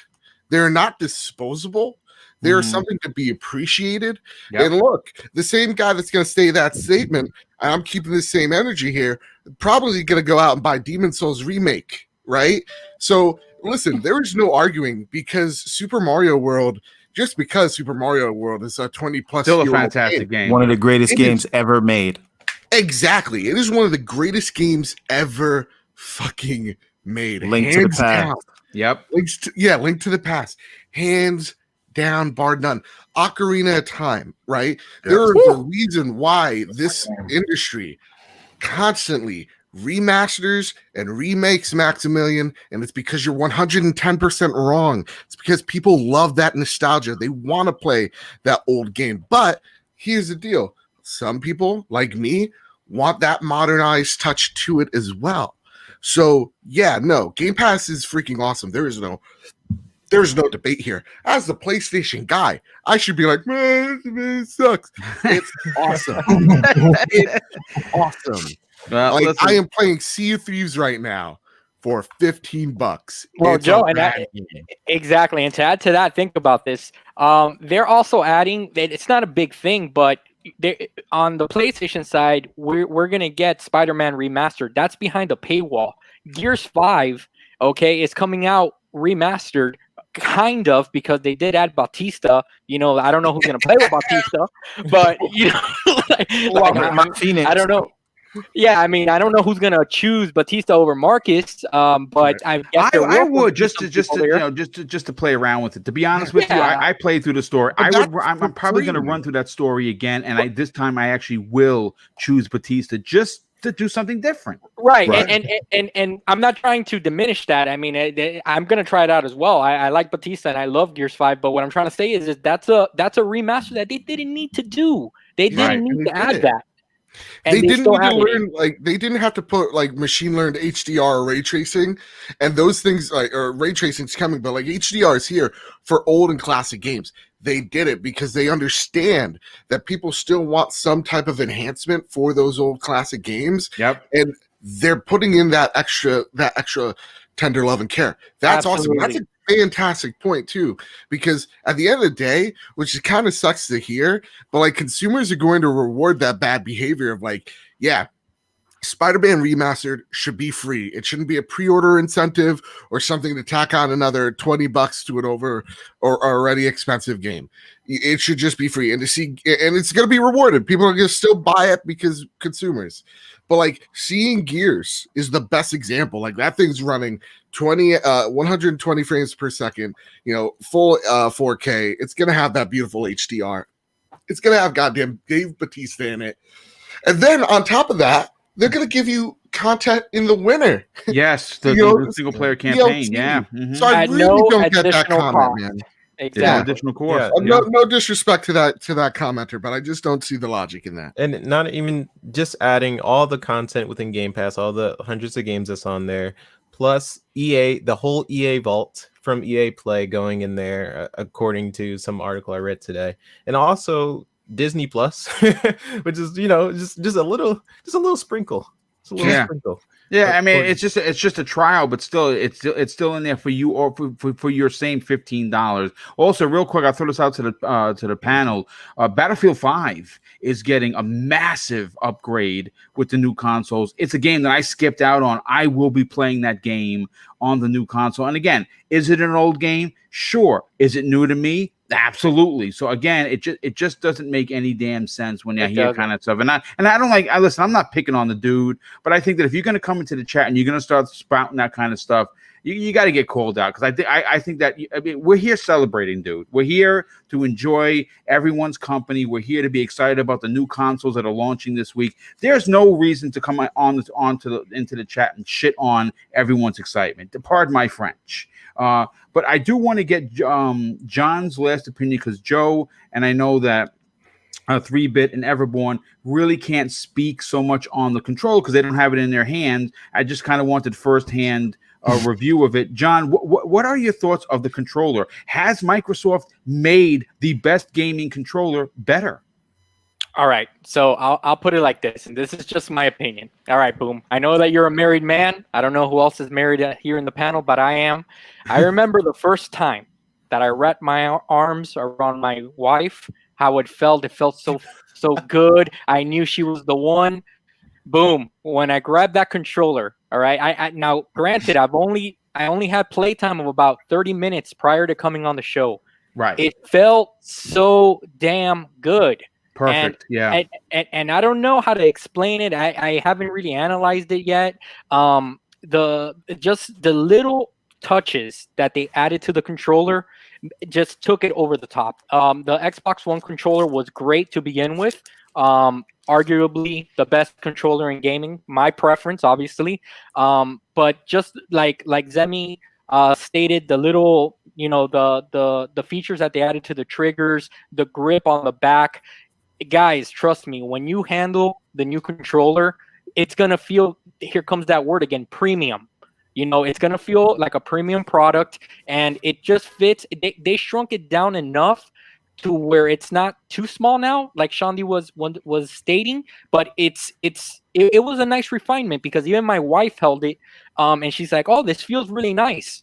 And that's a comment from obviously a casual gamer. She, the only game she really plays is Sonic, but she's like, "Yeah, are you getting me the blue one?" And for her to say that, it's like, "Yeah, babe, of course I'm gonna get you the blue one." So it feels nice. Yeah, and you know what? I picked up the blue controller real quick. Let me catch up on some of the super chats here that came in. Kay Asante drops a very generous $5 super chat and says, "My ex just came home, baby. In other news, Xbox Live is down, so we can't log in." In what? This is outrageous. What? Everybody's so excited. Xbox Live down. No. Yeah, you know what? Maybe that's because they're turning on potentially millions of consoles. Of course, I don't make any excuses. If it's down, it's down, and that's not a good. That's definitely. I'm not gonna lie. This makes me wonder. This makes me wonder about Azure, though, right? We know, like, it broke the internet when the pre-orders went live, but I didn't expect it to take down Microsoft's site. Now, the day that everybody's on here, I want to know who's running these server farms. That's what I want to know. But we'll see. Well, yeah, we'll see. Real quick, I don't want to forget this particular super chat. Trey B in the chat drops an outstanding and very generous $3 super chat, and he drops some hot info. Right now, if you are a T-Mobile member, they have something called T-Mobile Tuesdays. Right now, you can get $10 off of Assassin's Creed Valhalla. Nice. That is pretty dope. I didn't even know that. So yeah, thanks for the hot information. And I bought the blue controller. The Shock Blue controller is gorgeous. I have Sonic holding it. I bought Sonic specifically to hold that controller. A nice touch. Which yeah, because I'm a classic kind of a dude, so I definitely appreciate that. And of course, I have Banjo-Kazooie as one of the controller holders for this series Robot White that's going in the room, because it just looks so perfect in their hands. Percolator 9000 drops an additional $5 super chat and says, "Mr. Boom, the downside about new systems is remembering all your passwords on your apps. Great show. No live can't be down troll. Hopefully it's not. I don't know. But I do have a particular question that I want to close the show. We got 30 minutes left, and I don't really want to extend it because I want people to go enjoy their consoles. And I just want to say thank you to the 600 people that are already here. You made this a very successful show, and of course, I want to thank the super chats that have come in. The generosity is just completely madness. And of course, like I've talked about it before, Mrs. Boomstick, myself, and my brother are going to put the money that we get from you, your generosity, back into the community. And Christmas with Boom is going to be big. It's going to be hopefully bigger than last year. Last year we gave away $500 worth of prizes. We're looking to up the ante this year. We just gave out $2,000 worth of prizes this November, which included an Xbox Series X and a PS5 digital edition with Miles Morales Deluxe Edition, 10 games and 2 controllers. So, of course, we want to say that was not possible. To be able to give back to this community would not be possible without the Super Chat. So, of course, we want to say thank you for supporting this channel. But this particular question is not finger pointy. It's a question I really am looking forward to seeing how the panel, more importantly, the chat, responds to it.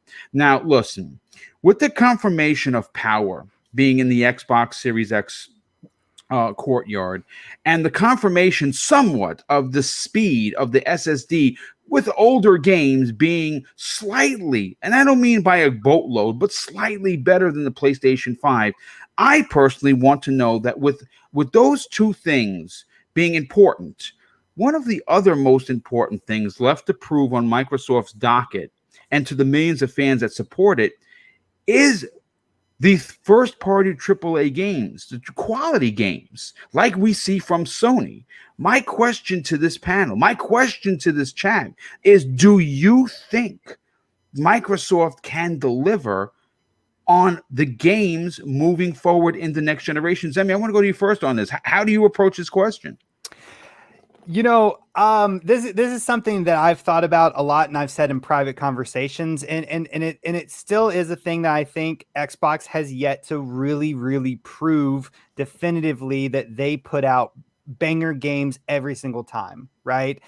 They've shown us that they know how to get the power. They've shown us value. They've shown us so many different things, but still, the games, I think, is the one thing that they need to absolutely just blow out of the water to get that out of everyone's head, you know, right? Because still, you know, I think still a lot of people, even with all these acquisitions, are still remembering this generation and how, you know, there really weren't a tremendous number of games, and you know, quite a few of the games that we did get were kind of buggy or just lacking in content whenever it first came out. But to answer this question, I think it really depends on the studio. I think Bethesda is going to release very high quality content. I think Obsidian is going to knock it out of the park. I think Ninja Theory is going to do just a phenomenal job, right? But there are just other studios that just kind of have me questioning. I think 343 for a lot of people is one of those studios that really just kind of has people questioning, like, what is, you know, because of all the publicity, bad publicity that they've really been getting here recently, you know, what is going on over there? And then of course you have the Initiative, which is just a powerhouse studio with tremendous talent in it. But, you know, just because you have talent, you don't know how all that talent's going to work with each other. So, you know, I think ultimately there are studios that I 100% have high confidence that they are going to produce very amazing games and just amazing experiences all throughout this generation. But then there are some other studios that just kind of, you know, I just don't feel as strongly about. I think that whatever the Initiative produces is going to be good, but there's always that little part in the back of my mind, like, are all of these people going to be able to work together, you know, and produce that next amazing title for me to play? And then of course, like I said before, 343, that's a big question mark. And you know, Halo is one of the most important IPs for Microsoft or for Xbox. I think it's really important to get that one right. Hey, can I jump in next here? Absolutely, dude. Come on in. Okay, the water's warm. A couple of things just to answer that question, and I also want to piggyback off of what Semi said. Oh no, Joe, don't do it. No, so in regards to 343, I think they get a lot of shit. And I know there's no excuse, you know, 500 million, 5 years, what's going on. But when we with 343, it's not that they're a bad studio. I think it's more of a management problem over there than the studio itself, right? So because we know that they can give us a top quality story. We've seen that in Halo 4, right? We know that they can give us top quality multiplayer. We've seen that in Halo 5. It's just that really the teams themselves that are making it, I don't know that they've been led in the right direction. And just some more nuance to the whole Halo thing. You know, we all know that Microsoft waited for full RDNA 2 so that the Series X and S could be sort of future proof, right? We've all come to understand that. And another thing that we've come to understand is that because they waited, their tools are a little bit behind, not in a bad way. It's just that it takes time once you lock hardware to develop the APIs that are going to be used to create these games. And if those tools weren't ready as to where they should be, meaning the people designing DirectX 12 Ultimate and Game Core, if they haven't had enough time that Sony has had, because Sony locked hardware earlier, this is why you see things like Ratchet and Clank and some of these other things, how much fault goes to 343 if the tools that they needed to use weren't ready. And this is not to make an excuse for them, but I am a software engineer. This is what I do by every day. So management, yes, heads need to roll. There's too much money. There's too much on the line. There's too much involved.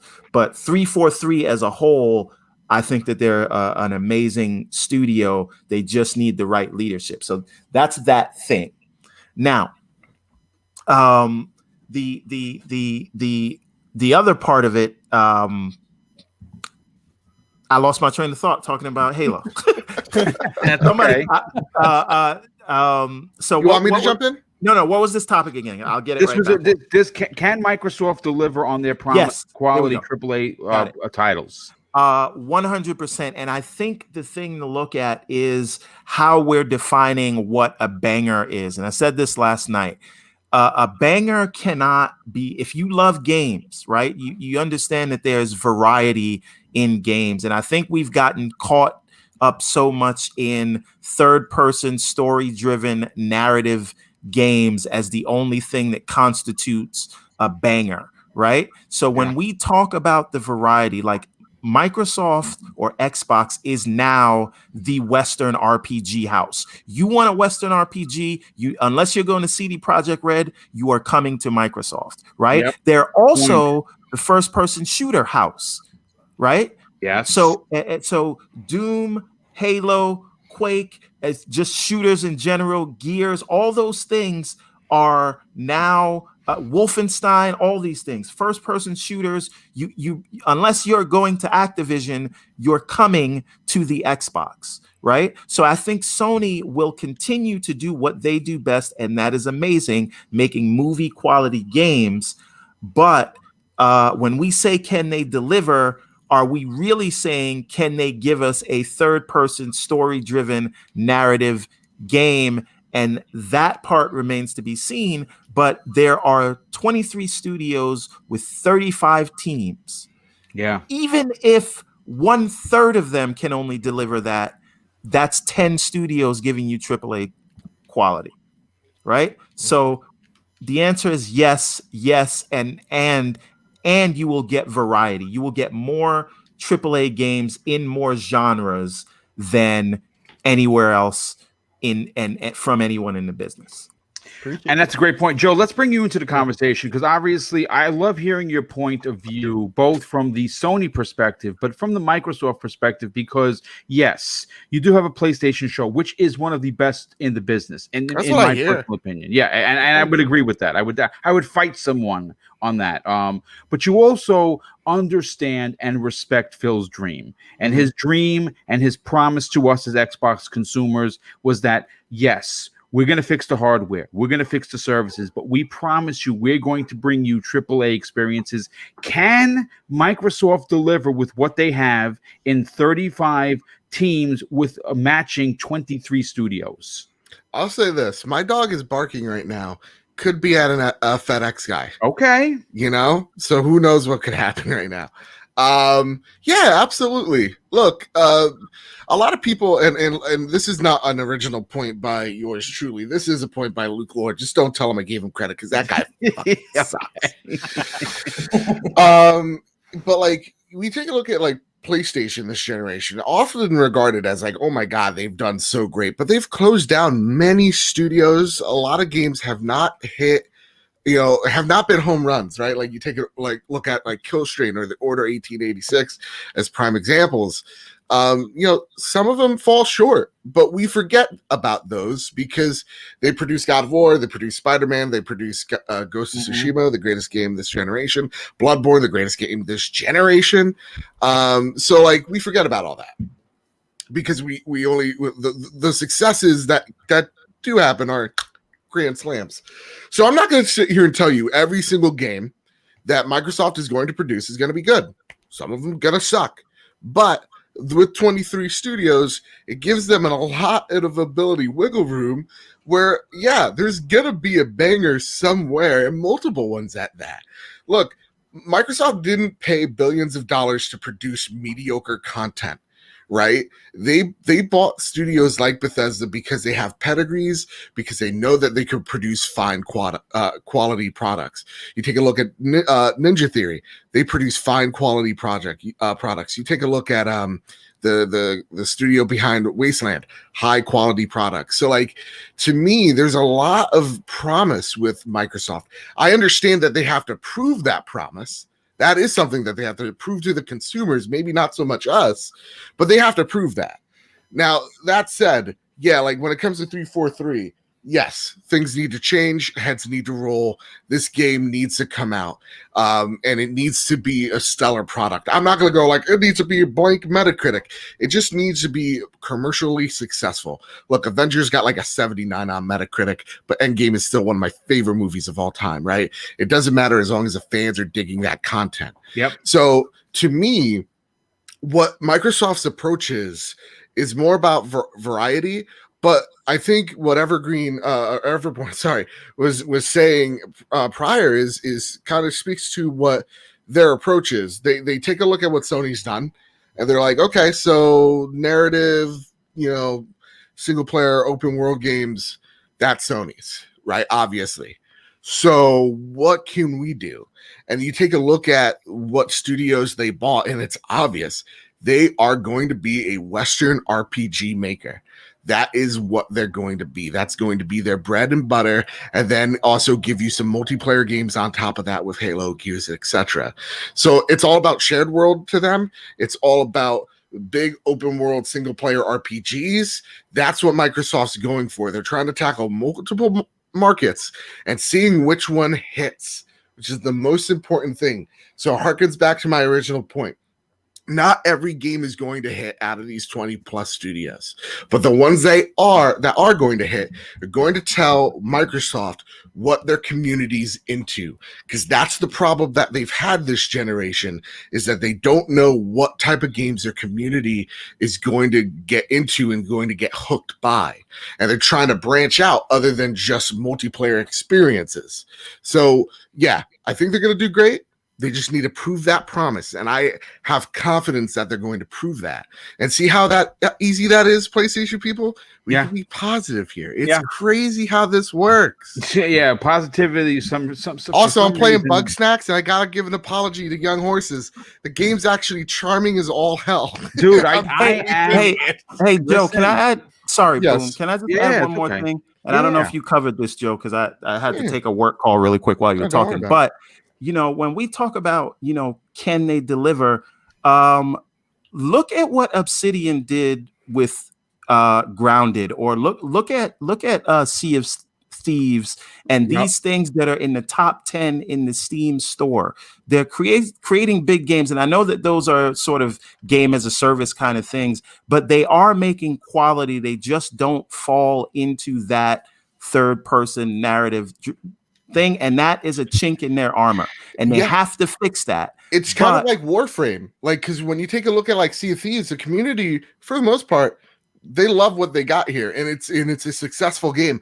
You don't hear about it though, like just like with Warframe prints cash. We never really, but you never hear about. Well, that's a great point, Joe. I mean, as Warframe, I'm not a player of Warframe, but I know a lot of people that are and really, really enjoy it. But you don't hear about it. But if you ask a fan of it, they will be over the moon excited, because that's the game that keeps getting content and they keep supporting it. And yeah, does it fall into the conversation of AAA banger? Well, it doesn't have to, because people are playing it and having a grand old time doing so.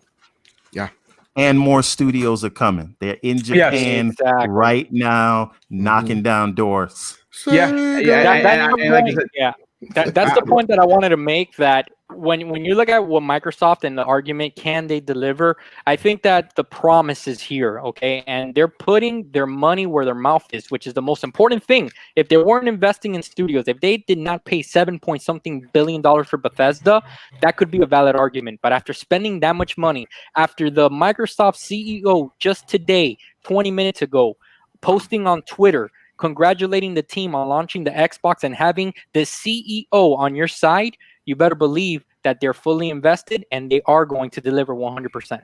Yeah, absolutely. Shandi, let's get your opinion on this, because you have a very heavy opinion about Microsoft, their first-party content. My question to you, and like to everyone else, with the promises from Phil Spencer, who he's been keeping his promise, can they deliver on the Sony quote-unquote AAA banger, but just on the Xbox? So, can they deliver bangers? I mean, that's pretty much a given, just due to the fact they have 23 studios. The real problem is like, I hear what you guys are saying, that, like, you know, Sea of Thieves is doing really good, Ground is doing really good. The problem is nobody cares that they're doing really good, because all people can see is that they're not the third person narrative story driven games. And basically the way this is going to work out is, I don't care how many, unless Microsoft starts coming out and everything is just like 90 Metacritics, and then it could be any genre and it won't matter, because it's just like, oh my god, they're just coming out with great games. They're like, well, what was the third person narrative? Like, who cares? They're coming out with like bangers nonstop. But I will say this, Shandi. Yeah. I think it's harder for Microsoft, not because it's like a narrative driven or whatever. Yeah, I hear a lot of, like, you know, as much shit as like we give IGN, I heard a lot of people at IGN really digging the Series X and really starting to dig the games that are coming out for it. I think it's really hard if you're Microsoft to get out those bangers when, yeah, like when it comes to the single player narrative focused, narrative driven games, like the marketplace is easier to tap because those games hit and then they go away after a while, where Microsoft's whole premise was online connectivity. And as we've seen, look, every 3 months, there is a new hype thing to get excited about in the multiplayer realm, right? It could be Fall Guys 1 minute, Among Us the next, Phantom Phobia, whatever the hell it's called, right? the day afterwards. And then the ones that are the evergreen are huge. So it's like, how does Halo go against Fortnite? You know, like that's the thing to consider. Yeah, you're right. Like I mean, they got Minecraft, they got Sea of Thieves, like you said, is in the top 10. Like, it just stays there now, right? Yeah. But the thing is that the difference between that is you're going from, what people will go is that, well, when Sea of Thieves came out, it was garbage, right? So first impressions still are everything. And that's what a third-person narrative game, single-player driven game gives you, even though it's not evergreen. It gives you that big punch. And that's why, if they really want to just like flip it on its head, they do need that game. And I think that is what Initiative is working on. If they can just get that one type out and it is a banger, the other ones, it's almost like a sigh of relief. Everybody else in their other studios get to kind of just like breathe. They get to just make the game. I think that's going to be Hellblade 2. I think that if I had to guess, and again, I don't know what's going on with Halo. Personally, I want them to take their time. Personally, I do not want them to piecemeal it to me. I don't want that. I'm sorry. I'm a classic Halo guy. I want my complete package. I don't want halvesies. I don't want you to be like, oh, well, we got this done, so we're going to just dole it out to get Halo out there. Don't do that. Do not disgrace the Master Chief. Release the whole package when it's done, and if they have to wait until the end of the year to celebrate 20 years, do it. Me, personally, I think that the next one that we could potentially see is probably Hellblade 2, and that is exactly the kind of game that Sony is known for, and now that it's going to be released for the Series X, the Series S, and PC, and it's going to be a banger. It's going to be Ninja Theory at their absolute finest. And I'm looking forward to that. I agree with that. The only problem is that they bought that studio. That's a studio that existed before them. I don't think that matters, though, to be honest with you. I think that again, listen, I'm not going to challenge your opinion on it. I mean, that's okay. But personally, I don't necessarily think whether they created the studio or they purchased the studio. Right now, that game is only going to be available on your Series X, your Series S, and on PC. You're not going to get that on PlayStation. You're not going to get that on Nintendo. Yeah, I'd like to make a point here, real fast, and Shalini, those are great points that you made there. When Boom, when you ask the question here, we need to remember how the narrative got to this point. And the problem, in my opinion, what happened with the Xbox One, we know that launch was a travesty for them, okay? They shot themselves in the foot. So right out the gate, they were already fighting an uphill battle. So when the Xbox One gen started, we had Rise, we had Dead Rising 3, Forza, and it looked in the beginning, right off launch, we could have been saying, hey, you know what? Sony has no games. But throughout the generation, the narrative changed. Why? Because Microsoft's first party, for whatever reason, didn't get to that upper echelon level as you know, as Uncharted and all of these great titles from Sony did. Unfortunately, their Microsoft's investments in their first party, what they thought were bangers, didn't work out. Scalebound, the game never came out. They invested 2 or 3 years of hyping the game up. It never came out. So when people started getting, even Xbox fans, even me, I started getting a little let down, like, oh man, what's going on here? But I think that they rethought the process, and they said, you know what, let's try something different for coming up for our next gen, and let's not, the gamble doesn't need to be so great now that if our game fails, it's not like if it's going to hurt us like it did in the past. So now with the philosophy of Game Pass, I think that's going to open up the floodgates here, because you're going to have a game every few months. And to everybody's point, some aren't, not all of them are going to be 100% bangers, but if they can just hit consistently doubles, triples, and eventually your homers, Xbox, in my opinion, is going to be the place to play. Hey, can I jump in real quick, Boom? Because I got that 2:00 conference call I gotta jump off for. But listen to this, man.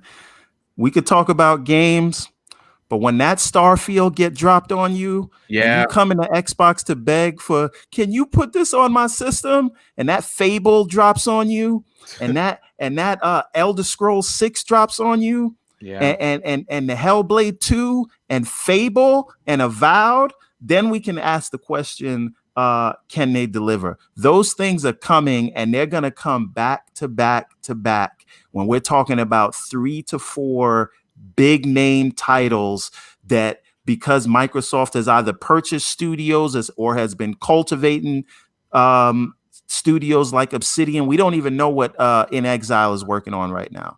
Right? I know they're working on a third party, a AAA third person game. So that's going to be an RPG. So when these things start to hit, right, and they get in their stride, and back to back, you have games that people are wondering and asking the question: are they going to keep it on are they going to keep it cross-platform? No, they're not.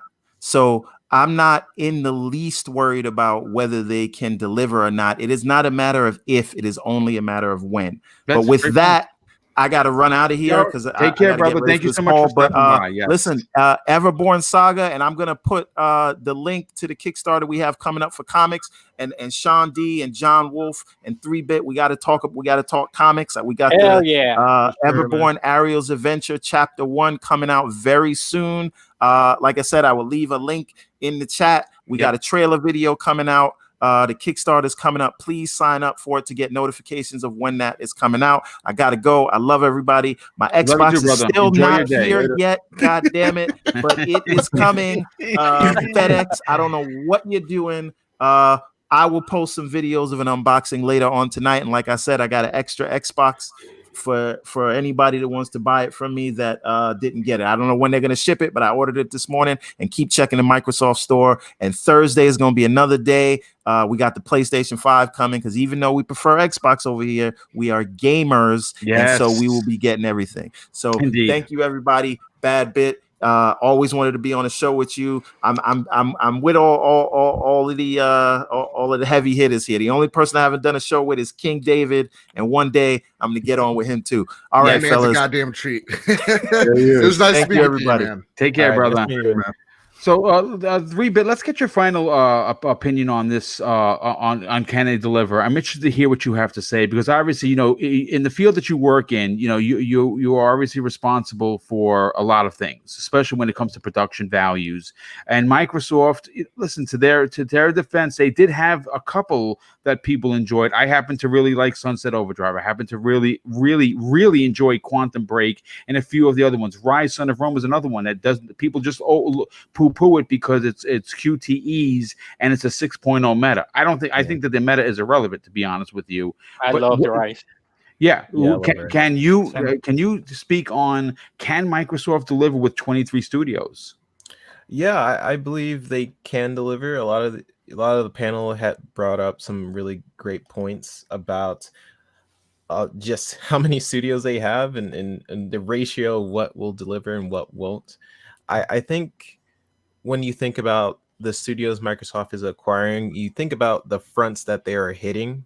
They're like, okay, we are going to hit the third person or the first person Western RPG front. Like, we are going to solidify that presence on the Xbox, and that is with, you know, the whole Bethesda purchase and all these Obsidian, right? Obsidian and Bethesda finally together again, which is just crazy.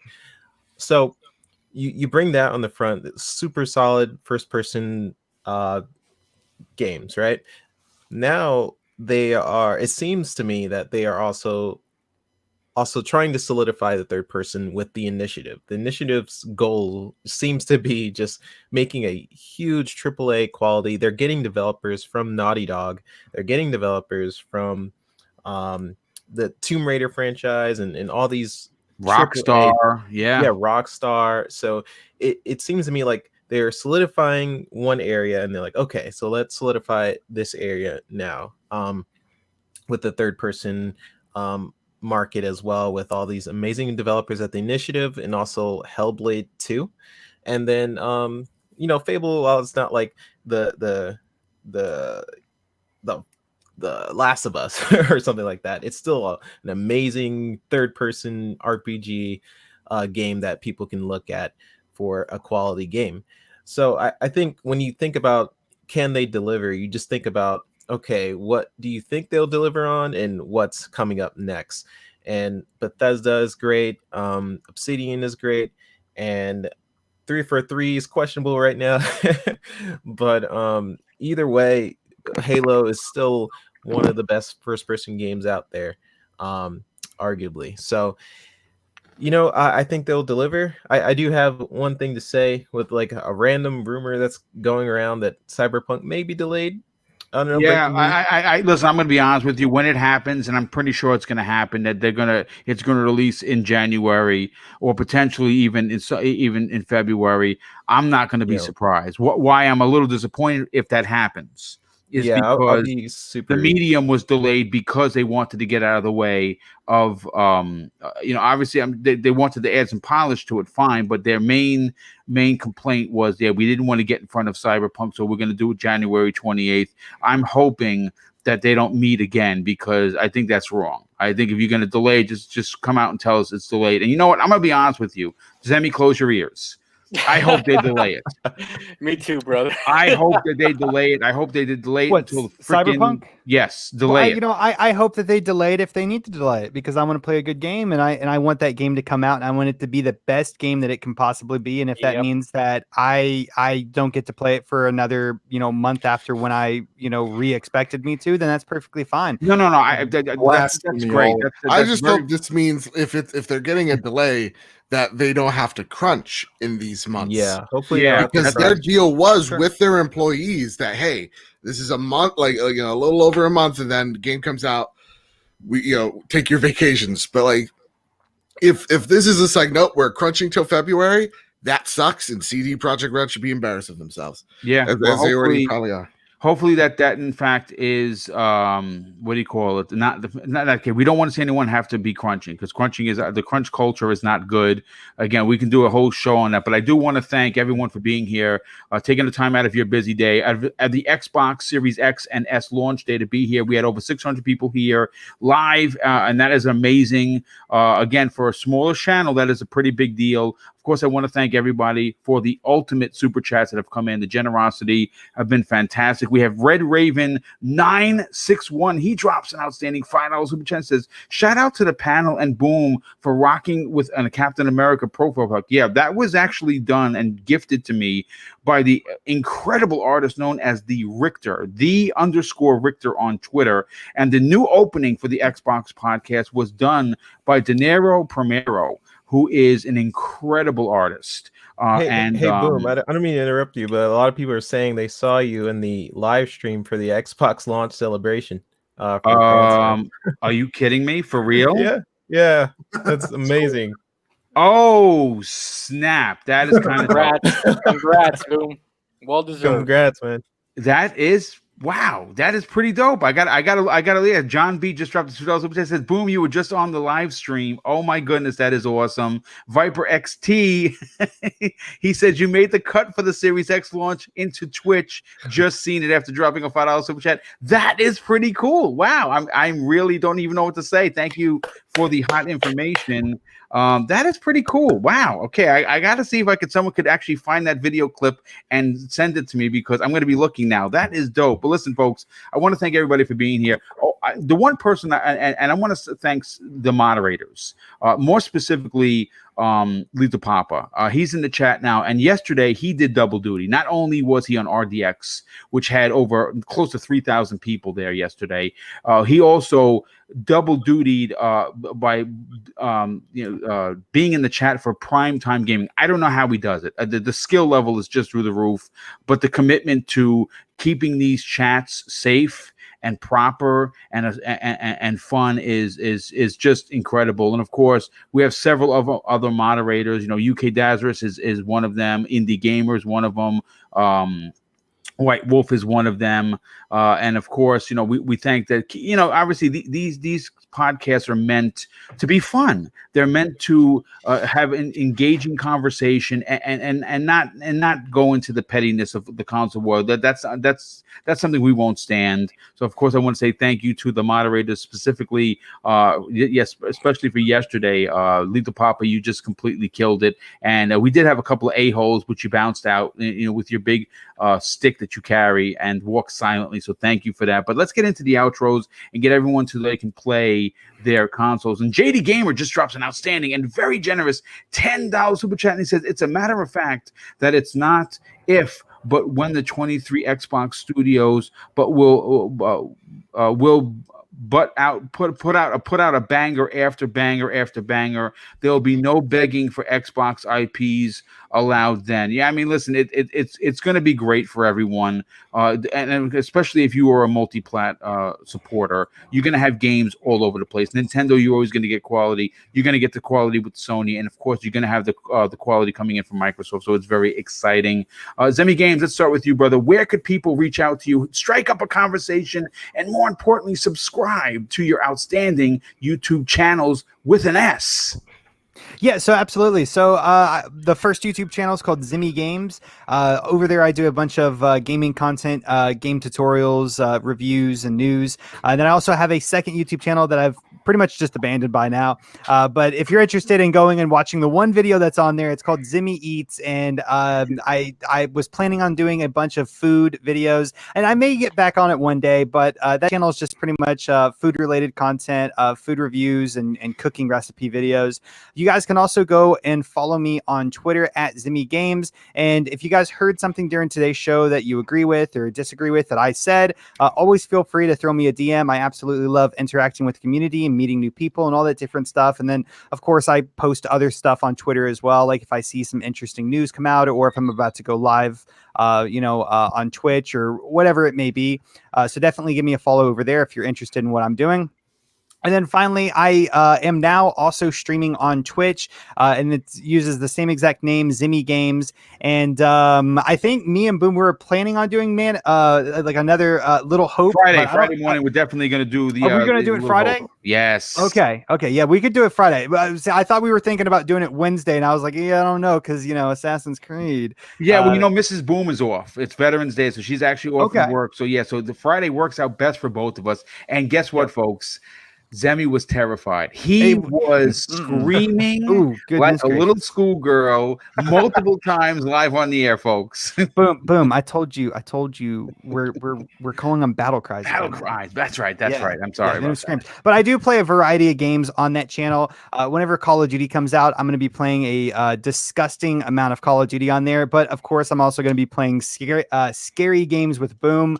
I think we're thinking about playing Resident Evil 6 after we beat all of the Dark Pictures anthology games.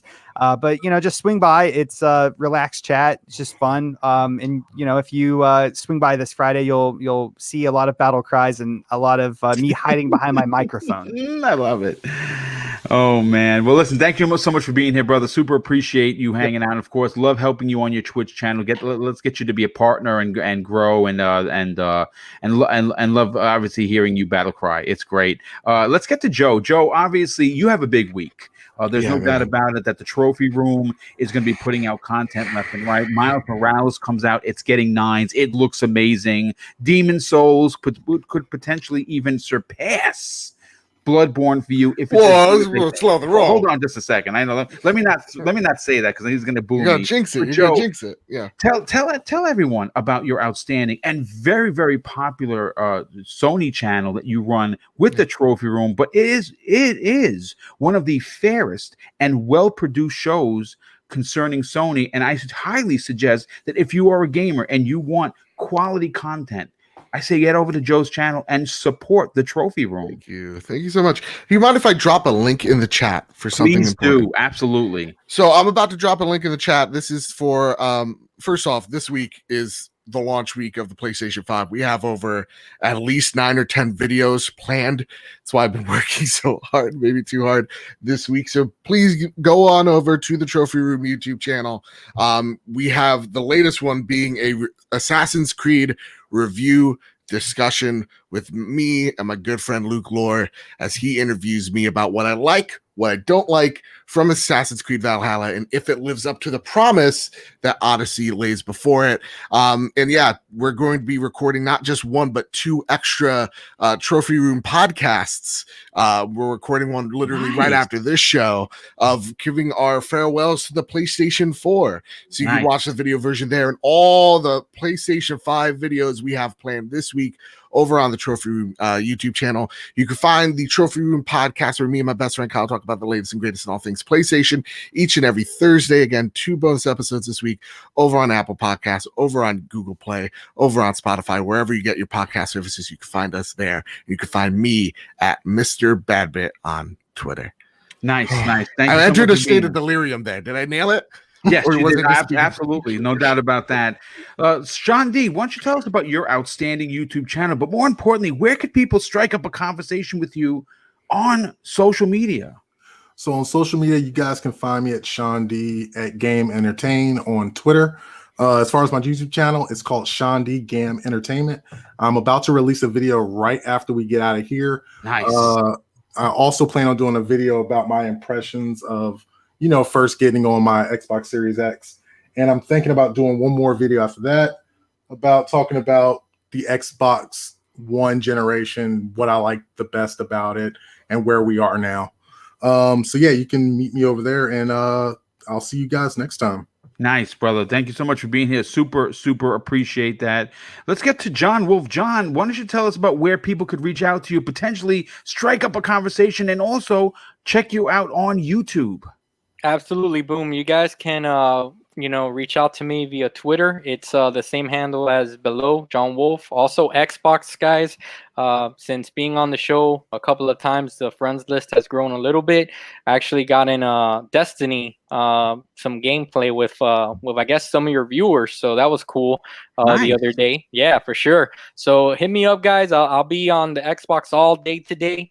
Definitely going to do that. I'm super excited. I just actually got in the mail also today, the cherry on top, the Infinity Gauntlet Omnibus reprint from Marvel. So Nice. that's going on the shelf for sure. It's going to be read eventually.